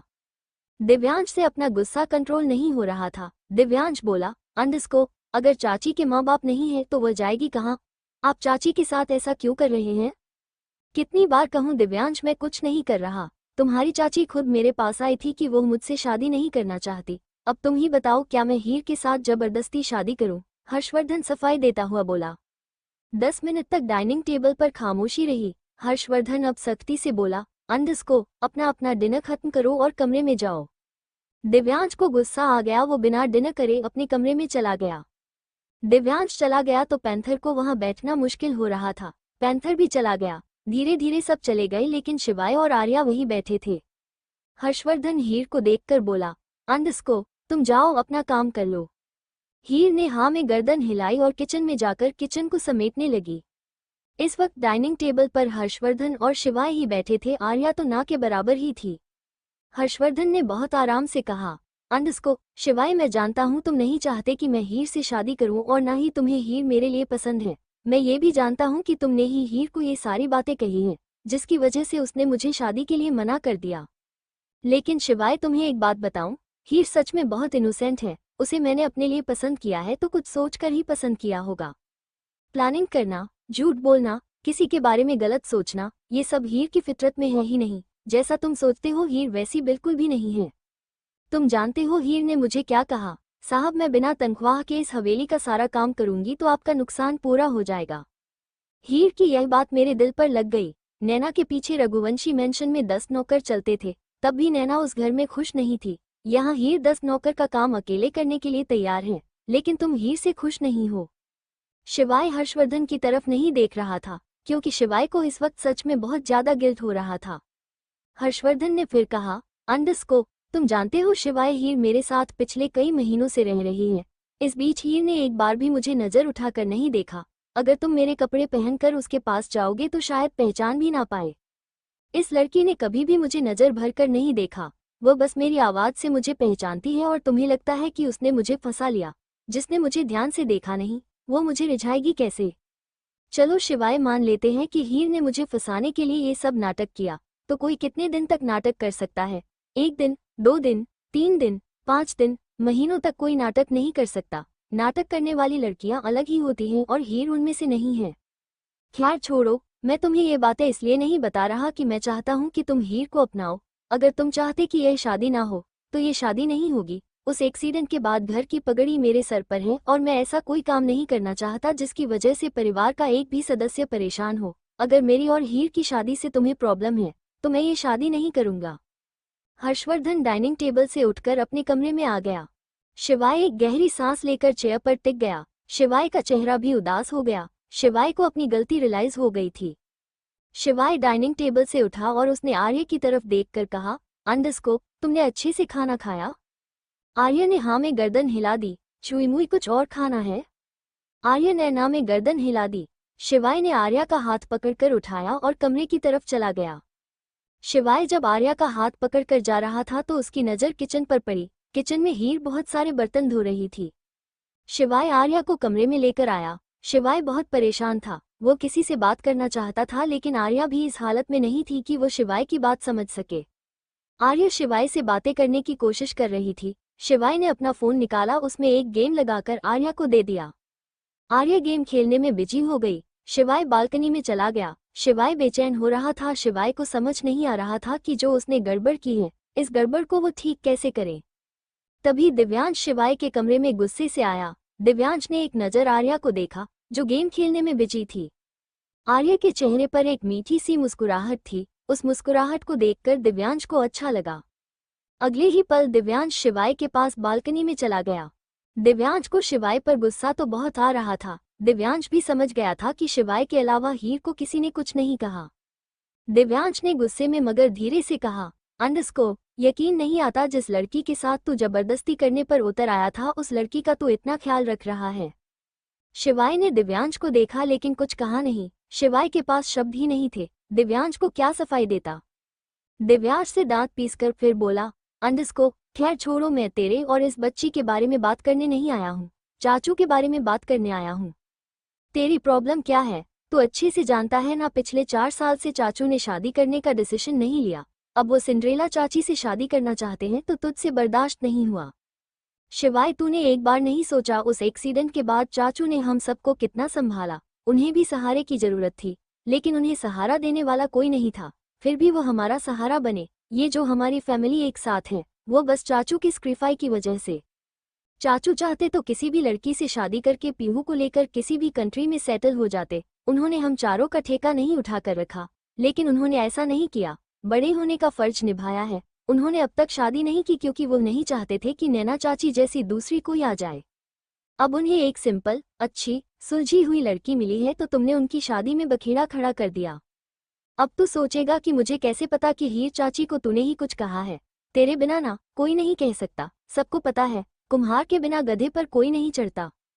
कोई नहीं कहेगा तेरे मुंह पर, लेकिन सब जानते हैं कि तुझे ही हीर पसंद नहीं है। अब तो तेरे दिल को तसल्ली मिल गई होगी। मुझे तो समझ नहीं आता, तुझे हीर चाची से प्रॉब्लम क्या है? उनकी तो पेरेंट्स भी नहीं है, अनाथ है वह। अगर चाचू से शादी करके उन्हें खुशियां मिल जाती हैं तो तू क्यों परेशान है? तू क्यों दुखी है? शिवाय किसी के प्यार का मजाक नहीं बनाते, वरना भगवान उसका प्यार उससे छीन लेता है। ये बात सुनते ही शिवाय की नज़र आर्या पर गई, जो बैठकर गेम खेल रही थी। शिवाय को ये बात थोड़ी सी चुभ गई। क्यों चुभ गई, उसे भी नहीं पता था। दिव्यांश ने थोड़ा गुस्से से फिर कहा, अंडस्को, शिवाय, मैं कुछ पूछ रहा हूँ, तुझे प्रॉब्लम क्या है चाची से? शिवाय ने आखिरकार धीरे से कहा, मुझे लगा वो नैना चाची जैसी है। दिव्यांश गुस्से में बोला, अंडस्को, आंखें नहीं है तेरे पास, दिमाग नहीं है तेरे पास, अब जॉब नहीं कर सकता कुछ चीजें। बिना सोचे समझे पता नहीं क्या क्या कह दिया तूने चाची से। अब शिवाय इरिटेट हो गया क्योंकि दिव्यांश बहुत देर से उसे डांट रहा था। शिवाय बोला, हो गई गलती, मुझे लगा ये लड़की भी नैना चाची जैसी है, जो पैसों के लिए ही चाचू के पास आई है।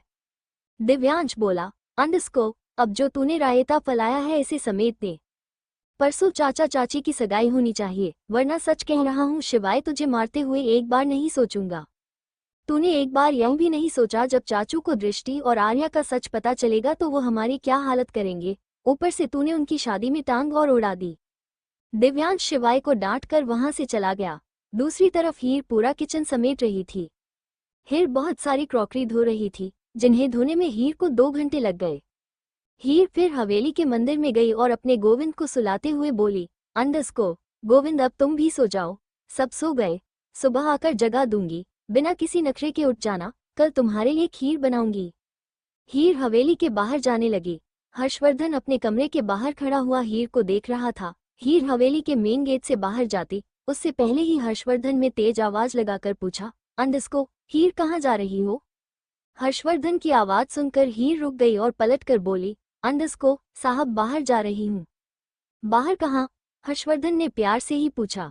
हीर अपनी हिम्मत जुटाकर बोली, अंडस्को साहब बाहर गार्डन में जहाँ सब नौकर के कमरे हैं। ये सुनकर हर्षवर्धन को शिवाय पर बहुत गुस्सा आ रहा था। हीर ने तो कितनी मुश्किल से उस हवेली को अपनाया था। शिवाय के कड़वे शब्दों ने हीर को फिर से वही लाकर खड़ा कर दिया। हर्षवर्धन बोला, अंडस्को पहले सबको दूध दे दो। रात में सब दूध पीकर सोते हैं, उसके बाद पीहू के लिए खाना लेकर मेरे कमरे में आ जाना। हीर ने हाँ में गर्दन हिला दी और किचन में चली गई। दूसरी तरफ बाकी सारे फैमिली मेंबर दिव्यांश के कमरे में बैठे थे। सब अपना दिमाग लगा रहे थे कि चाचा और चाची की शादी कैसे की जाए। शिवाय ने तो रायता फैलाकर रख दिया था। तभी दिव्यांश कमरे में आया और सब दिव्यांश को सवाल भरी नजरों से देखने लगे। दिव्यांश चेयर पर बैठता हुआ बोला, अंडस्को मैं उसे बहुत डांट कर आया हूँ, धमकी भी देकर आया हूँ। अब देखते हैं उसे अक्ल आती है या नहीं। कल तक अक्ल नहीं आई तो फिर हम सारे चाचू पर प्रेशर बनाएंगे। पैंथर थोड़ा सा माहौल को मजाकिया बनाते हुए बोला, अंडस्को हाँ दिव्यांश सर, मैं तो चाचू को धमकी दे दूंगा कि अगर उन्होंने सिंड्रेला चाची से शादी नहीं की तो मैं सुसाइड कर लूंगा। पैंथर की बात सुनकर विराज को हंसी आ गई। विराज हंसते हुए बोला, अंडस्को चाचू फिर आपके गाल पर चाटा मारकर कहेंगे, मर के दिखा। गलती से भी यह धमकी मत दे देना वरना चाचू सच में मार देंगे। पता है ना, चाचू के सामने कोई मरने की बात करता है तो चाचू उसका क्या करते हैं। तभी दिव्यांश के कमरे के गेट के बाहर आहट हुई। सबने गेट की तरफ देखा तो हीर एक ट्रे में दूध गिलास के लेकर खड़ी थी। राजवीर ने हीर से ट्रे लेकर कहा, अंडस्को चाची आप क्यों परेशान हो रही हो, घर में बहुत सारे नौकर हैं, वो ले आते। विराज हंसते हुए बोला, अंडस्को चाचू फिर आपके गाल पर चाटा मारकर कहेंगे, मर के दिखा। गलती से भी यह धमकी मत दे देना वरना चाचू सच में मार देंगे। पता है ना, चाचू के सामने कोई मरने की बात करता है तो चाचू उसका क्या करते हैं। तभी दिव्यांश के कमरे के गेट के बाहर आहट हुई। सबने गेट की तरफ देखा तो हीर एक ट्रे में दूध गिलास के लेकर खड़ी थी। राजवीर ने हीर से ट्रे लेकर कहा, अंडस्को चाची आप क्यों परेशान हो रही हो, घर में बहुत सारे नौकर हैं, वो ले आते। अब आगे हीर कुछ नहीं बोली। उसके पास राजवीर के सवाल का जवाब ही नहीं था। वो क्या कहती राजवीर से कि उसने खुद को इस घर का नौकर मान लिया है। हीर ने एक नज़र सबको देखा और फिर जाने लगी। पैंथर हीर को आवाज लगाने ही वाला था कि दिव्यांश ने उसे हाथ दिखाकर रोक दिया। रूही ने दिव्यांश की तरफ नहीं देखा और बोली, अंडस्को चाची। तभी दिव्यांश ने उसे भी हल्का सा हाथ मार दिया। रूही समझ गई और बोली, अंडस्को गुड नाइट चाची। हीर ने हाँ में गर्दन हिलाई और कमरे में चली गई। हीर सीधा किचन में गई और फिर वहां से दूध लेकर शिवाय के कमरे में चली गई। शिवाय भी हीर से माफी मांगने के लिए हिम्मत जुटाने की कोशिश कर रहा था, लेकिन माफी मांगना शिवाय की फितरत में नहीं था। पर माफी मांगने के अलावा शिवाय के पास ऑप्शन भी नहीं था। शिवाय अपने ही ख्यालों में था कि हीर एक प्लेट में दूध के 2 गिलास लेकर उसके कमरे में आई। हीर ने धीरे से कहा, साहब दूध। शिवाय ने अपने लिए साहब सुना तो हैरान हो गया। हीर के मुंह से साहब सुनकर शिवाय को बहुत बुरा लग रहा था, लेकिन शिवाय ने ये सब खुद ही तो किया था। आर्या अब तक सो चुकी थी। हीर ने एक नज़र आर्या को देखा और हीर के चेहरे पर एक हल्की सी मुस्कान आ गई। आर्या थी ही इतनी प्यारी कि कोई भी आर्या को प्यार से देख लेता तो बिना मुस्कुराए नहीं रहता। हीर ने दूध टेबल पर रखा और जाने लगी। हीर कमरे के गेट तक ही गई थी कि शिवाय ने अपनी सारी हिम्मत जुटाकर कहा, अंडस्को आई एम सॉरी। हीर ने शिवाय की बात ठीक से सुनी ही नहीं। हीर पलटकर बोली, अंडस्को क्या हुआ, आपको कुछ चाहिए। शिवाय ने तो इतनी हिम्मत जुटाकर सॉरी कहा था और हीर को सुनाई भी नहीं दिया। शिवाय ने कमरे के एक कोने में देखा जहां उसका दिल खड़ा हुआ जोर जोर से हंस रहा था, जैसे कहना चाहता हो थोड़ी और हिम्मत कर, चाची ने सुना नहीं। शिवाय ने फिर से हिम्मत की और बोला, अंडस्को मैं आपसे माफी मांग रहा हूँ, मुझे माफ कर दीजिए। वो मैंने आपके साथ किचन में जो कुछ भी कहा, किचन मतलब जहाँ आप खाना बनाती हैं, वहाँ मैंने आपसे जो कुछ भी कहा उसके लिए मुझे माफ कर दीजिए। हीर धीरे से बोली, अंडस्को कोई बात नहीं साहब। हीर वापस जाने लगी, लेकिन फिर पलटकर बोली, अंडस्को आपने कुछ भी गलत नहीं कहा था, सच कहा था। मैं सच में आपके चाचू लायक नहीं हूँ। आप अपने चाचू के लिए एक अच्छी सी लड़की ढूंढ लीजिए जो उनके लायक हो। हीर ने यह बात इतनी मासूमियत से बोल दी जैसे सच में उसे हर्षवर्धन से दूर जाने से कोई फर्क नहीं पड़ता, लेकिन हीर अंदर ही अंदर मर रही थी।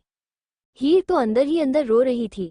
हीर अब मान चुकी थी कि वो सच में ही महनूस है। हीर ने जब मुस्कुराना हंसना सीखा तभी उसके साथ ये सब कुछ हो गया। हीर तो ये बात बोलकर चली गई, लेकिन शिवाय का मन बेचैन हो गया। शिवाय का दिल बार बार शिवाय को कोस रहा था। शिवाय के दिल में एक अजीब सा दर्द हो रहा था। हीर वापस किचन में आए और पीहू के लिए खाना लेकर हर्षवर्धन के कमरे की में चली गई। हीर जब कमरे में पहुंची तब तक पीहू सो चुकी थी। पीहू को देखकर हीर बोली, अंदस्को साहब, आपकी राजकुमारी तो सो गई। हीर की आवाज सुनकर हर्षवर्धन ने पलट कर देखा। हर्षवर्धन बालकनी में खड़ा हुआ चांद को निहार रहा था। जितने दर्द से हीर गुजर रही थी उतनी ही दर्द से हर्षवर्धन भी गुजर रहा था, लेकिन घर का सबसे बड़ा होने की वजह से हर्षवर्धन रिएक्ट नहीं कर रहा था। हर्षवर्धन बोला, अंदस्को कोई बात नहीं है, खाना तुम खा लो। हीर ने सुबह नाश्ता किया था, उसके बाद खाना नहीं खाया। हीर की हालत की खाना खाने वाली नहीं थी। वो अपने आंसुओं को संभालती हुई जैसे तैसे हवेली का काम कर रही थी। हर्षवर्धन ये बात जानता था कि हीर ने खाना नहीं खाया, अनजाने में ही सही, लेकिन शिवाय ने हीर को बहुत हर्ट कर दिया था। हीर प्लेट लेकर वापस आने लगी। हर्षवर्धन ने उसे रोकते हुए पूछा, अंदस्को कहाँ जा रही हीर? हीर पलट कर बोली, अंदस्को साहब नीचे जाकर खा लूंगी। हर्षवर्धन बोला, अंदस्को यही सोफे पर बैठ कर खा लो, मेरे सर में दर्द है, फिर दबा देना। हीर प्लेट लेकर सोफे पर बैठ गई। हीर जैसे तैसे खाना खा रही थी। खा भी क्या रही थी, वो तो बस अपने मुंह में उसे डाल रही थी, जैसे तैसे निगल ही रही थी। खाने का मन हीर का नहीं था। हीर ने थोड़ा बहुत खाकर कहा, अंदस्को साहब खा लिया, अब आपका सर दबा दूं? हर्षवर्धन ने हीर की प्लेट को देखा जिसमें खाना ना के बराबर ही घटा था। हर्षवर्धन भी समझता था कि हीर को इस वक्त खाने की नहीं, प्यार की जरूरत है। हर्षवर्धन ये भी जानता था अगर उसने थोड़ा भी हीर से प्यार से बात की तो हीर उसे गले लगाकर फूट फूट कर रो देगी। हर्षवर्धन इंतजार कर रहा था कि कब शिवाय को अपनी गलती रियलाइज हो और वह माफी मांगे। हर्षवर्धन ने हीर को खाना खाने के लिए प्रेशर नहीं डाला। हर्षवर्धन बेड पर लेट गया और बोला, अंदस्को हीर मेरा सिर दबा दो, सर सच में बहुत दर्द है। हीर हर्षवर्धन के पास गई और फर्श पर बैठकर हर्षवर्धन का सर दबाने लगे। हीर का मन सच में बहुत रोने को कर रहा था, लेकिन वो ये भी जानती थी चुप कराने वाला कोई नहीं है। ये सब तो हीर के साथ चौधरी साहब के घर में भी होता था। हीर को वहां पर भी कंधा देने वाला कोई नहीं था। हीर हर्षवर्धन के सर पर हाथ रखकर फर्श पर बैठी बैठी ही सो गई। दूसरी तरफ शिवाय पूरी रात ठीक से नहीं सोया। शिवाय जल्द से जल्द अपना फैलाया हुआ रायता समेटना चाहता था। शिवाय भी हीर को दिल से अपना चुका था, बस उसके अंदर माफी मांगने की हिम्मत नहीं थी। फाइनली शिवाय ने रात भर अपने आप को समझा बुझाकर तैयार किया कि वो सुबह चाचू चाची से जाकर माफी मांग लेगा और कल दोनों की सगाई हो जाएगी। शिवाय सुबह उठा और सीधा जाकर हर्षवर्धन के कमरे में घुस गया। शिवाय ने सामने का नजारा देखा तो उसे और ज्यादा दुख हुआ। सच में हीर हर्षवर्धन को पूरी डेडिकेट थी। हर्षवर्धन बेड पर सो रहा था, पीहू हर्षवर्धन के पास ही सो रही थी, लेकिन हीर फर्श पर बैठी बैठी हर्षवर्धन के माथे पर हाथ रख कर सो रही थी। तभी हीर की आंख खुल गई। हीर की आंखें अपने आप ही कमरे के गेट पर गई जहां शिवाय खड़ा था। शिवाय को देखकर हीर थोड़ा सा घबरा गई। हीर जैसी उठने को हुई उसने महसूस किया कि हर्षवर्धन ने उसकी कलाई पकड़ी हुई है। हीर ने हर्षवर्धन की तरफ देखा लेकिन हर्षवर्धन तो अभी सो रहा था। शायद नींद में हर्षवर्धन ने हीर का हाथ पकड़ लिया था। हीर हर्षवर्धन से अपना हाथ छुड़ाने की कोशिश कर रही थी, लेकिन हर्षवर्धन ने नींद में भी अपनी पकड़ मजबूत की हुई थी। हीर एक बार शिवाय को देखती है और एक बार हर्षवर्धन को। हीर को लग रहा था कि शिवाय फिर से उसे गलत समझेगा, लेकिन शिवाय तो माफी मांगने आया था। कुछ मिनट तक जब हर्षवर्धन ने हीर का हाथ नहीं छोड़ा तो हीर ने हर्षवर्धन को उठाते हुए कहा, अंदस्को साहब उठ जाइए। हीर ने एक दो बार आवाज लगाई तो हर्षवर्धन भी उठ गया। हर्षवर्धन ने शिवाय को देखा तो पूछा, अंदस्को तुम क्या कर रहे हो, वो भी इतनी सुबह? हर्षवर्धन की नजर फिर हीर पर गई। हर्षवर्धन ने देखा उसने अब भी हीर का हाथ पकड़ा हुआ था। हर्षवर्धन ने हीर का हाथ छोड़ दिया। हीर कमरे से जाने के लिए 2 ही कदम चली थी कि शिवाय हीर के सामने आ गया और झटके से घुटने के बल बैठकर हाथ जोड़कर बोला, अंदस्को सिंड्रेला चाची प्लीज माफ कर दो। शिवाय को ऐसे देखकर हीर को बहुत ज्यादा हैरानी हुई। हीर ने जहां तक शिवाय को ऑब्जर्व किया था, हीर को लगता था शिवाय बहुत घमंडी और एटीट्यूड वाला लड़का है, लेकिन उसके अंदर एक मासूम सा शिवाय भी छुपा हुआ है, ये बात तो हीर को पता ही नहीं थी। शिवाय इस वक्त बहुत ज्यादा इमोशन हो गया था। दिव्यांश का कहा हुआ एक एक शब्द सही था। सच में हर्षवर्धन को भी किसी के साथ की जरूरत थी। कोई गलत लड़की रघुवंशी मेंशन में ना जाए, इसलिए उसने 4 साल तक शादी नहीं की। हर्षवर्धन ने सोच समझकर ही हीर को अपने लिए चुना था। हीर शिवाय को देखकर बोली, अंदस्को आप उठ जाइए, ऐसे मत कीजिए, मैंने आपको माफ कर दिया।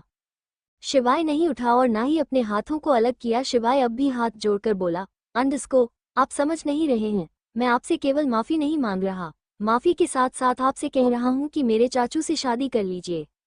अगर आप मुझसे नाराज हैं तो मुझे थप्पड़ भी मार सकती हैं। हर्षवर्धन बेड पर बैठता हुआ बोला, अंडस्को, अगर पीटने का इतना ही शौक है तो मैं मार देता हूँ। एक बार मेरे हाथ का थप्पड़ खा लेगा तो दोबारा नहीं मांगेगा। शिवाय ने हर्षवर्धन को देखकर कहा, अंडस्को, चाचू प्लीज माफ कर दो, गलती हो गई। तभी पीछे से बाकी सब बोले, अंडस्को, चाचू अब कर दो ना, माफ हो तो गई। शिवाय को अपनी गलती रियलाइज। हर्षवर्धन बेड से खड़ा हुआ, फिर हल्के गुस्से में बोला, अंडस्को, मुझे नहीं करना माफ और ना ही यह शादी करनी है। ये सुनते ही सब एक साथ बोले, ओ, जैसे हर्षवर्धन को चिढ़ा रहे हैं। हर्षवर्धन ने थोड़ा सख्ती से कहा, अंडस्को, ये ओ, बाहर जाकर करो, मेरे कमरे में नहीं। लेकिन कोई भी वहां से नहीं हिला। शिवाय भी खड़ा हो गया और बोला, अंडस्को, चाचू माफी मांग तो रहा हूं, कर दीजिए ना माफ। हर्षवर्धन बोला, अंडस्को, ना ही मुझे किसी को माफ करना है और ना ही यह शादी करनी है, अब तुम सब जाओ यहाँ से। हर्षवर्धन शादी के लिए मना कर रहा था, इसलिए हीर को कहीं ना कहीं बुरा भी लग रहा था। दिव्यांश कुछ बोलता उससे पहले ही हीर ने भरे गले से कहा, अंडस्को, अगर साहब मुझसे शादी नहीं करना चाहते तो आप सब क्यों जिद कर रहे हैं, जाए, इनके सर में दर्द हो जाएगा, वैसे भी बहुत काम करते हैं। सब हैरानी से हीर को देख रहे थे। हीर ऐसी सिचुएशन में भी हर्षवर्धन का कितना साथ दे रही थी। रूही थोड़ा नाराज भरी टोन में बोली, अंडस्को, मैं तो कहीं नहीं जाने वाली। रूही कमरे में आए और कसकर हर्षवर्धन को गले लगाकर बोली, अंडस्को, चाचू आपने सिंड्रेला चाची को रुला दिया। दिव्यांश में कमर के अंदर आया और हर्षवर्धन के गले लगकर बोला, अंडस्को, चाचू सच में चाची रो देगी, बस करो ना। हर्षवर्धन ने रूही और दिव्यांश दोनों को कसकर गले लगाया हुआ था। थोड़ी देर बाद हर्षवर्धन ने दोनों को हटाया और हीर की तरफ देखकर कहा, अंडस्को, अगर तुम्हारी सिंड्रेला चाची को मैंने रुलाया है तो मैं हंसा भी दूंगा। हर्षवर्धन 4 कदम चलकर हीर के पास गया और उसे बाहों में भरकर खड़ा हो गया। हीर के आंसू जो अभी आंखों में ही थे वो बह गए। हर्षवर्धन ने हीर के माथे को चूमकर कहा, अंडस्को, सॉरी हीर, अगर मैं थोड़ा सख्ती से पेश नहीं आता तो ये गधा शिवाय कभी भी तुमसे माफी नहीं मांगता। थोड़ी देर बाद हर्षवर्धन ने दोनों को हटाया और हीर की तरफ देखकर कहा, अंडस्को, अगर तुम्हारी सिंड्रेला चाची को मैंने रुलाया है तो मैं हंसा भी दूंगा। हर्षवर्धन 4 कदम चलकर हीर के पास गया और उसे बाहों में भरकर खड़ा हो गया। हीर के आंसू जो अभी आंखों में ही थे वो बह गए। हर्षवर्धन ने हीर के माथे को चूमकर कहा, अंडस्को, सॉरी हीर, अगर मैं थोड़ा सख्ती से पेश नहीं आता तो ये गधा शिवाय कभी भी तुमसे माफी नहीं मांगता। अब आगे। हर्षवर्धन ने फिर शिवाय और विराज को देखकर कहा, अंडस्को, तुम दोनों किसका इंतजार कर रहे हो, तुम्हें मेरे गले लगने में इंटरेस्ट नहीं है। शिवाय जल्दी से उनके पास आया और उन्हें गले लगाकर बोला, अंडस्को, सॉरी चाचू, सच में गलती हो गई। गले तो विराज भी लगना चाहता था, लेकिन अपने पैरों के चलते वो बस हर्षवर्धन के पास आकर खड़ा हो गया। हर्षवर्धन ने सबको हटाया और झुककर विराज को गले लगा लिया। धीरे धीरे सब मक्खी की तरह हर्षवर्धन और विराज पर चिपक गए। काफी मेल मिलाप के बाद हर्षवर्धन ने सबको इशारा किया, लेकिन कोई भी जानबूझकर उस इशारे को समझना नहीं चाहता था। हर्षवर्धन सबसे कहना चाहता था कि बाहर जाओ, मुझे हीर के साथ वक्त बिताना है, लेकिन सब हर्षवर्धन की बात को अनदेखा कर रहे थे। शिवाय थोड़ा सा हर्षवर्धन को छोड़ते हुए बोला, अंडस्को, मुंह से बोलकर बताइए ना, क्या कहना चाहते हो, इशारे समझ नहीं आ रहे। पैंथर भी कहाँ कम था। पैंथर भी बेड पर चौकड़ी मारकर बैठ गया और बोला, हाँ चाचू, क्या कहना चाहते हैं आप हमें। दिव्यांश भी पैंथर के पास आकर बैठकर बोला, हाँ तो चाचू, यह इशारों में क्या गेम खेल रहे हो, मुंह से बताइए। हर्षवर्धन ने सबको देखा और ना में गर्दन हिलाकर खुद से कहा, अंडस्को, सारे मेरे ही भतीजे हैं, मानेंगे नहीं। हर्षवर्धन कपबोर्ड की तरह गया, फिर उसमें से टॉवल निकालकर बोला, अंडस्को, कुछ नहीं, मैं नहाने जा रहा हूँ। हर्षवर्धन बाथरूम में चला गया। हर्षवर्धन को देखकर सब हंसने लगे, सिवाय हीर के, क्योंकि उसे तो कुछ भी समझ नहीं आया। सच में हीर बहुत इनोसेंट थी और इसीलिए उसने थोड़े से टाइम में ही सबके दिल में अपने लिए जगह बना ली थी, वह भी एक ऐसी जगह जिसे बनाना आसान नहीं था। थोड़ी देर बाद पीहू भी उठ गई। हीर ने पीहू को गोद में उठाया और दूसरे कमरे में चली गई। धीरे धीरे एक एक करके हर्षवर्धन के कमरे में से सब चले गए। थोड़ी देर बाद सब डाइनिंग टेबल पर बैठकर नाश्ता कर रहे थे। किसी के बीच कोई भी गलतफहमी नहीं थी। शिवाय ने जितना रायता फैलाया था वह सारा रायता समेट दिया था। हर्षवर्धन खाना खा रहा था और हीर सबको सर्व कर रही थी। शिवाय बोला, अंडस्को, सिंड्रेला चाची आप भी बैठकर खा लीजिए। हीर बोली, अंडस्को, पहले आप सब खा लीजिए, मैं बाद में खा लूंगी। शिवाय दिव्यांश दोनों को यशोदा माँ की याद आ गई, वो भी सबको खिलाने के बाद ही खाती थी। तभी हर्षवर्धन ने हीर का हाथ पकड़कर कहा, अंडस्को, तुमने कल गोविंद से कहा था कि तुम खीर बनाओगी, लेकिन तुमने खीर तो बनाई नहीं। हीर बोली, अंडस्को, मैं तो भूल गई, मैंने तो आज गोविंद को मक्खन खिला दिया, मैं उनके लिए कल बना दूंगी। हर्षवर्धन बोला, अंडस्को, तुम्हारे गोविंद कल खा लेंगे, लेकिन मैं कल नहीं खाऊंगा, मुझे तो आज ही खानी है। मुझे लगा तुम गोविंद के लिए बनाओगी तो मुझे भी दे दोगी, लेकिन तुमने तो गोविंद के लिए ही नहीं बनाई। हीर हल्का सा मुस्कुरा कर बोली, अंडस्को, ठीक है साहब, मैं आपके लिए खीर बना दूंगी। थोड़ी देर तक सबने डाइनिंग टेबल पर हंसी मजाक की और एक दूसरे की कंपनी एंजॉय की। हर्षवर्धन सबको देख रहा था। हर्षवर्धन ने उस एक्सीडेंट के बाद सबको एक साथ पहली बार देखा था। सब अपने में ही गुम हो गए थे। शिवाय और दिव्यांश ने खुद को बिजनेस में झोंक दिया था। विराज ने तो घर से निकलना ही बंद कर दिया था। हर्षवर्धन का बिखरा हुआ परिवार आज साथ था और कहीं ना कहीं हर्षवर्धन ये सब हीर की वजह से मानता था। उसे हीर को देखकर लगता था कि हीर ही है जो यशोदा भाभी की कमी इस घर में पूरा कर सकती है। नाश्ता करने के बाद सब अपने अपने काम में लग गए। हीर भी खुश होकर हर्षवर्धन के लिए खीर बना रही थी। हीर ने खीर में बहुत सारी ड्राई फ्रूट डाली थी। हीर ने खीर को सर्व किया, फिर सबको दे दी और आखिर में खीर की कटोरी लेकर हर्षवर्धन के कमरे में गई। हीर आज खुश थी, फिर से जीना सीख रही थी। हीर हाथ में खीर की कटोरी को पकड़े हर्षवर्धन के बिल्कुल पास जाकर बोली, अंडस्को, साहब खीर। हर्षवर्धन ने पलटकर हीर की तरफ देखा और लैपटॉप साइड में रख दिया। हर्षवर्धन ने खीर की कटोरी को पकड़ लिया और उसे खाते हुए बोला, अंडस्को, सच में हीर, तुमने तो बहुत टेस्टी खीर बनाई है। हीरो ने हल्की सी मुस्कुराहट हर्षवर्धन को दी और बोली, अंडस्को, धन्यवाद साहब। हर्षवर्धन को शरारत सूझ गई और वो बोला, अंडस्को, हीर, उस दिन बात अधूरी रह गई थी। कौन सी बात? हीर ने हैरानी से पूछा। हर्षवर्धन एक मीठी सी मुस्कान के साथ बोला, अंडस्को, वही जो तुमने मुझसे पिज्जा खाते हुए पूछी थी। किसका मतलब? ये सुनते ही हीर के रोंगटे खड़े हो गए। हीर को शिवाय ने पहले ही किसका मतलब मारूंगा बता दिया था। हीर ने भी अपनी मासूमियत के चलते शिवाय की बात को सच मान लिया था। हीर भरे गले से बोली, अंडस्को, साहब आप मुझे शादी के बाद किस क्यों करेंगे? हर्षवर्धन के चेहरे पर हल्की सी मुस्कान आई और वो बोला, अंडस्को, क्योंकि सब करते हैं, मैं भी करूँगा, रोज करूँगा। ये सुनते ही हीर की आंखों से पानी बह गया। हर्षवर्धन ने जब हीर का ऐसे देखा तो पूछ ही लिया, अंडस्को, हुआ क्या है तुम्हें? तुम बात बात पर अपनी आंखें क्यों नम कर लेती हो? हीर थोड़ी सी हिम्मत करते हुए बोली, अंडस्को, साहब जब मैं कोई गलती करूंगी तभी तो आप मुझे किस करेंगे, पर मैं कोई गलती नहीं करूंगी, सारा काम अच्छे से करूंगी, आपको शिकायत का मौका नहीं दूंगी, जो आप कहेंगे, जैसा आप कहेंगे वैसा ही करूंगी। हर्षवर्धन को हीर की बात आधी अधूरी समझ आ रही थी। हर्षवर्धन बोला, अंडस्को, गलती करूंगी मतलब? मैं तो बिना गलती के भी करूंगा। हीर फिर से नम आंखों से बोली, अंडस्को, लेकिन साहब क्यों करेंगे? मैंने ऐसा किया क्या है जो आप मुझे बिना गलती के भी मारेंगे?